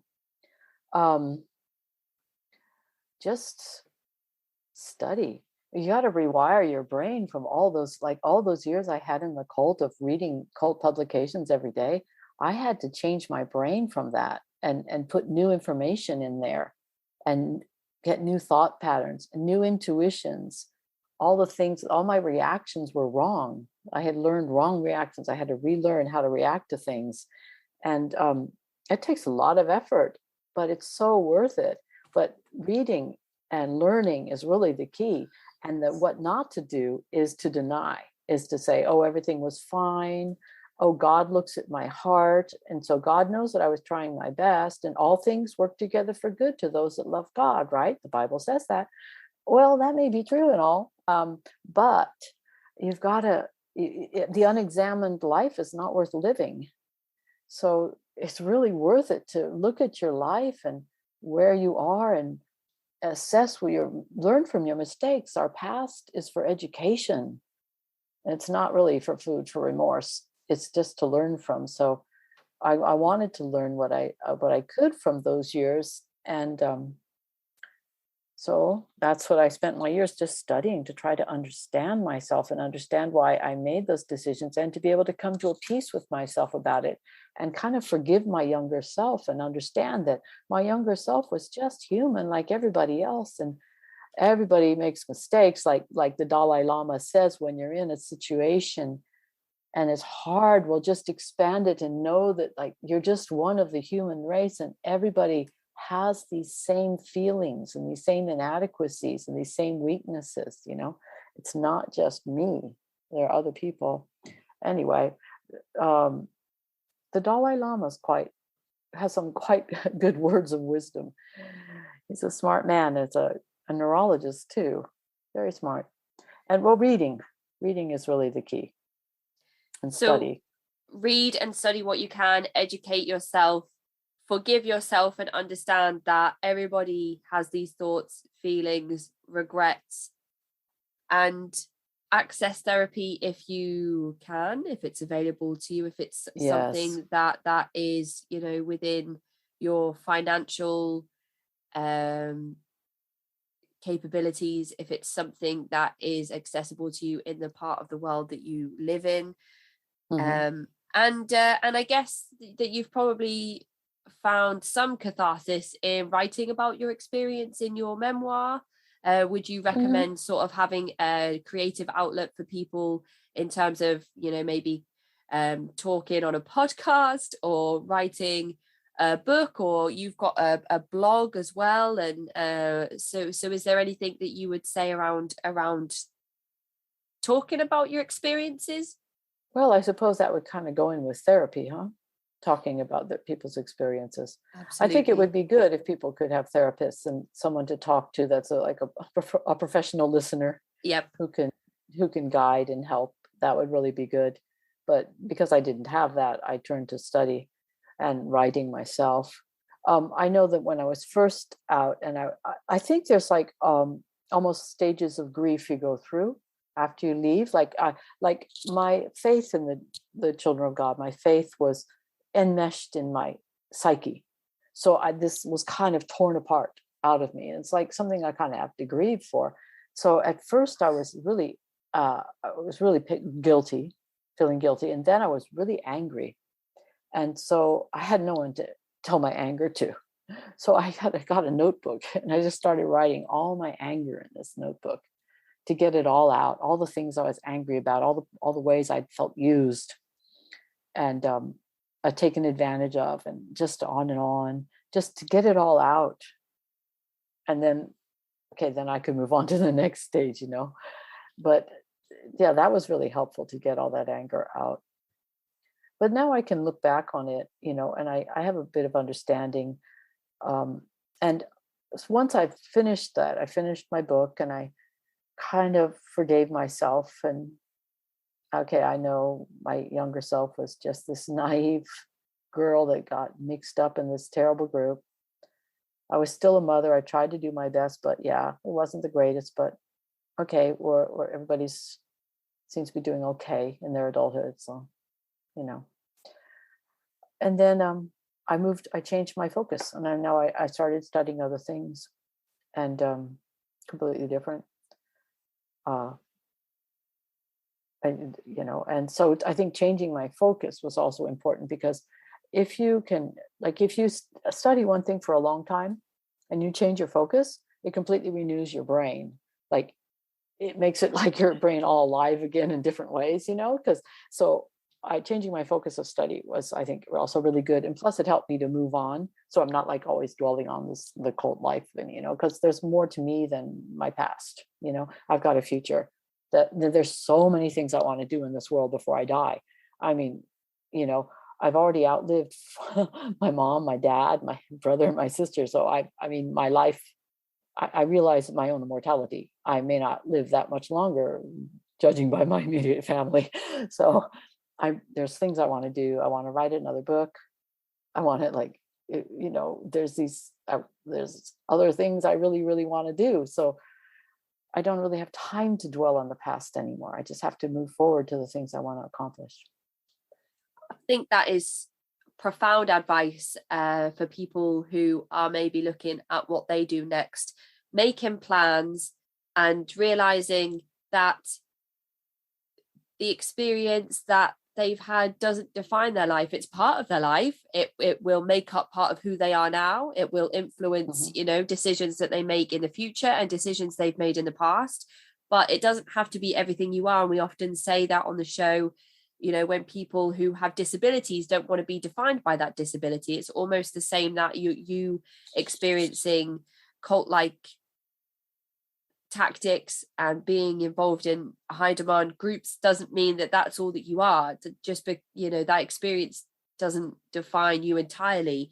And your book, Abnormal Normal, is an example of part of your life, but you're not your entire life. It's not an autobiography of your existence from birth up until now. It's a part of your life. It's a very big part of your life, and probably, as I just said before, influences decisions that you make and decisions that you'll go on to make. But it's not everything that you are, and you're making plans outside of that, and you're learning things outside of that, and you've turned your attention to things other than that experience. And I think that's so great for anybody that is stuck wondering what they do next, where they go next, where they put their energy, and to redirect that focus is so great. And I really feel so lucky to have been given the opportunity to read your book and take away from you're so kind. Well, it like I said, I feel like it's an educational tool, and it's very important in the space of understanding cults and cult-like activity, but also in understanding the very systematic ways in which somebody is molded into somebody else's shape. And I feel like it's so prevalent, and I really want to highlight that to people in the hopes that they will go out and read it, to learn more, to educate themselves, and to also understand why some things happened the way that they did in the movement itself, which still exists today. It's just been renamed the Family International, so it's still ongoing today. Whether the same things are still happening within the movement, it's hard to say. But just to kind of finish our chat today, could you let everybody know where they can find your book, which was published in March 2020?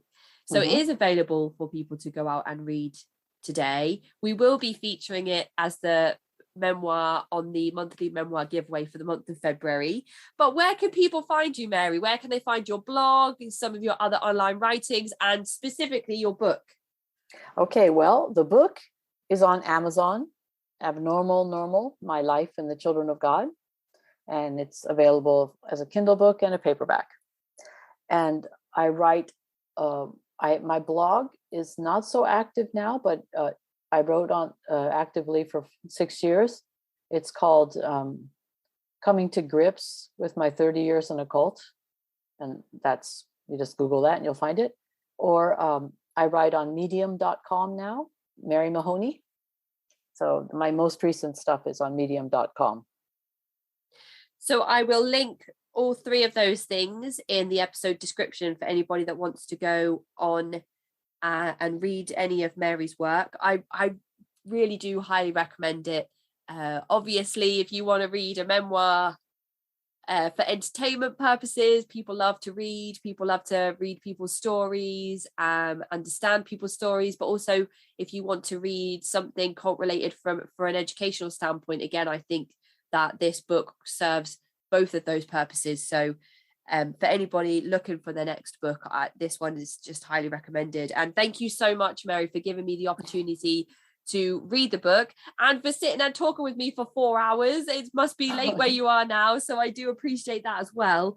And just keep us up to date with anything you go on to do. You're hoping to write a second book. Keep in touch with us and let us know what you decide and any plans you put into place. Well, thank you. It was a pleasure talking to you. Thank you so much for your time, Mary. Enjoy the rest of your evening. Thank you so much. Thanks. Bye. Bye-bye. That is the end of this week's episode. If you'd like to get in touch, you can find me at cultvaultpodcast@gmail.com or follow me on Twitter and Instagram at cultvaultpod.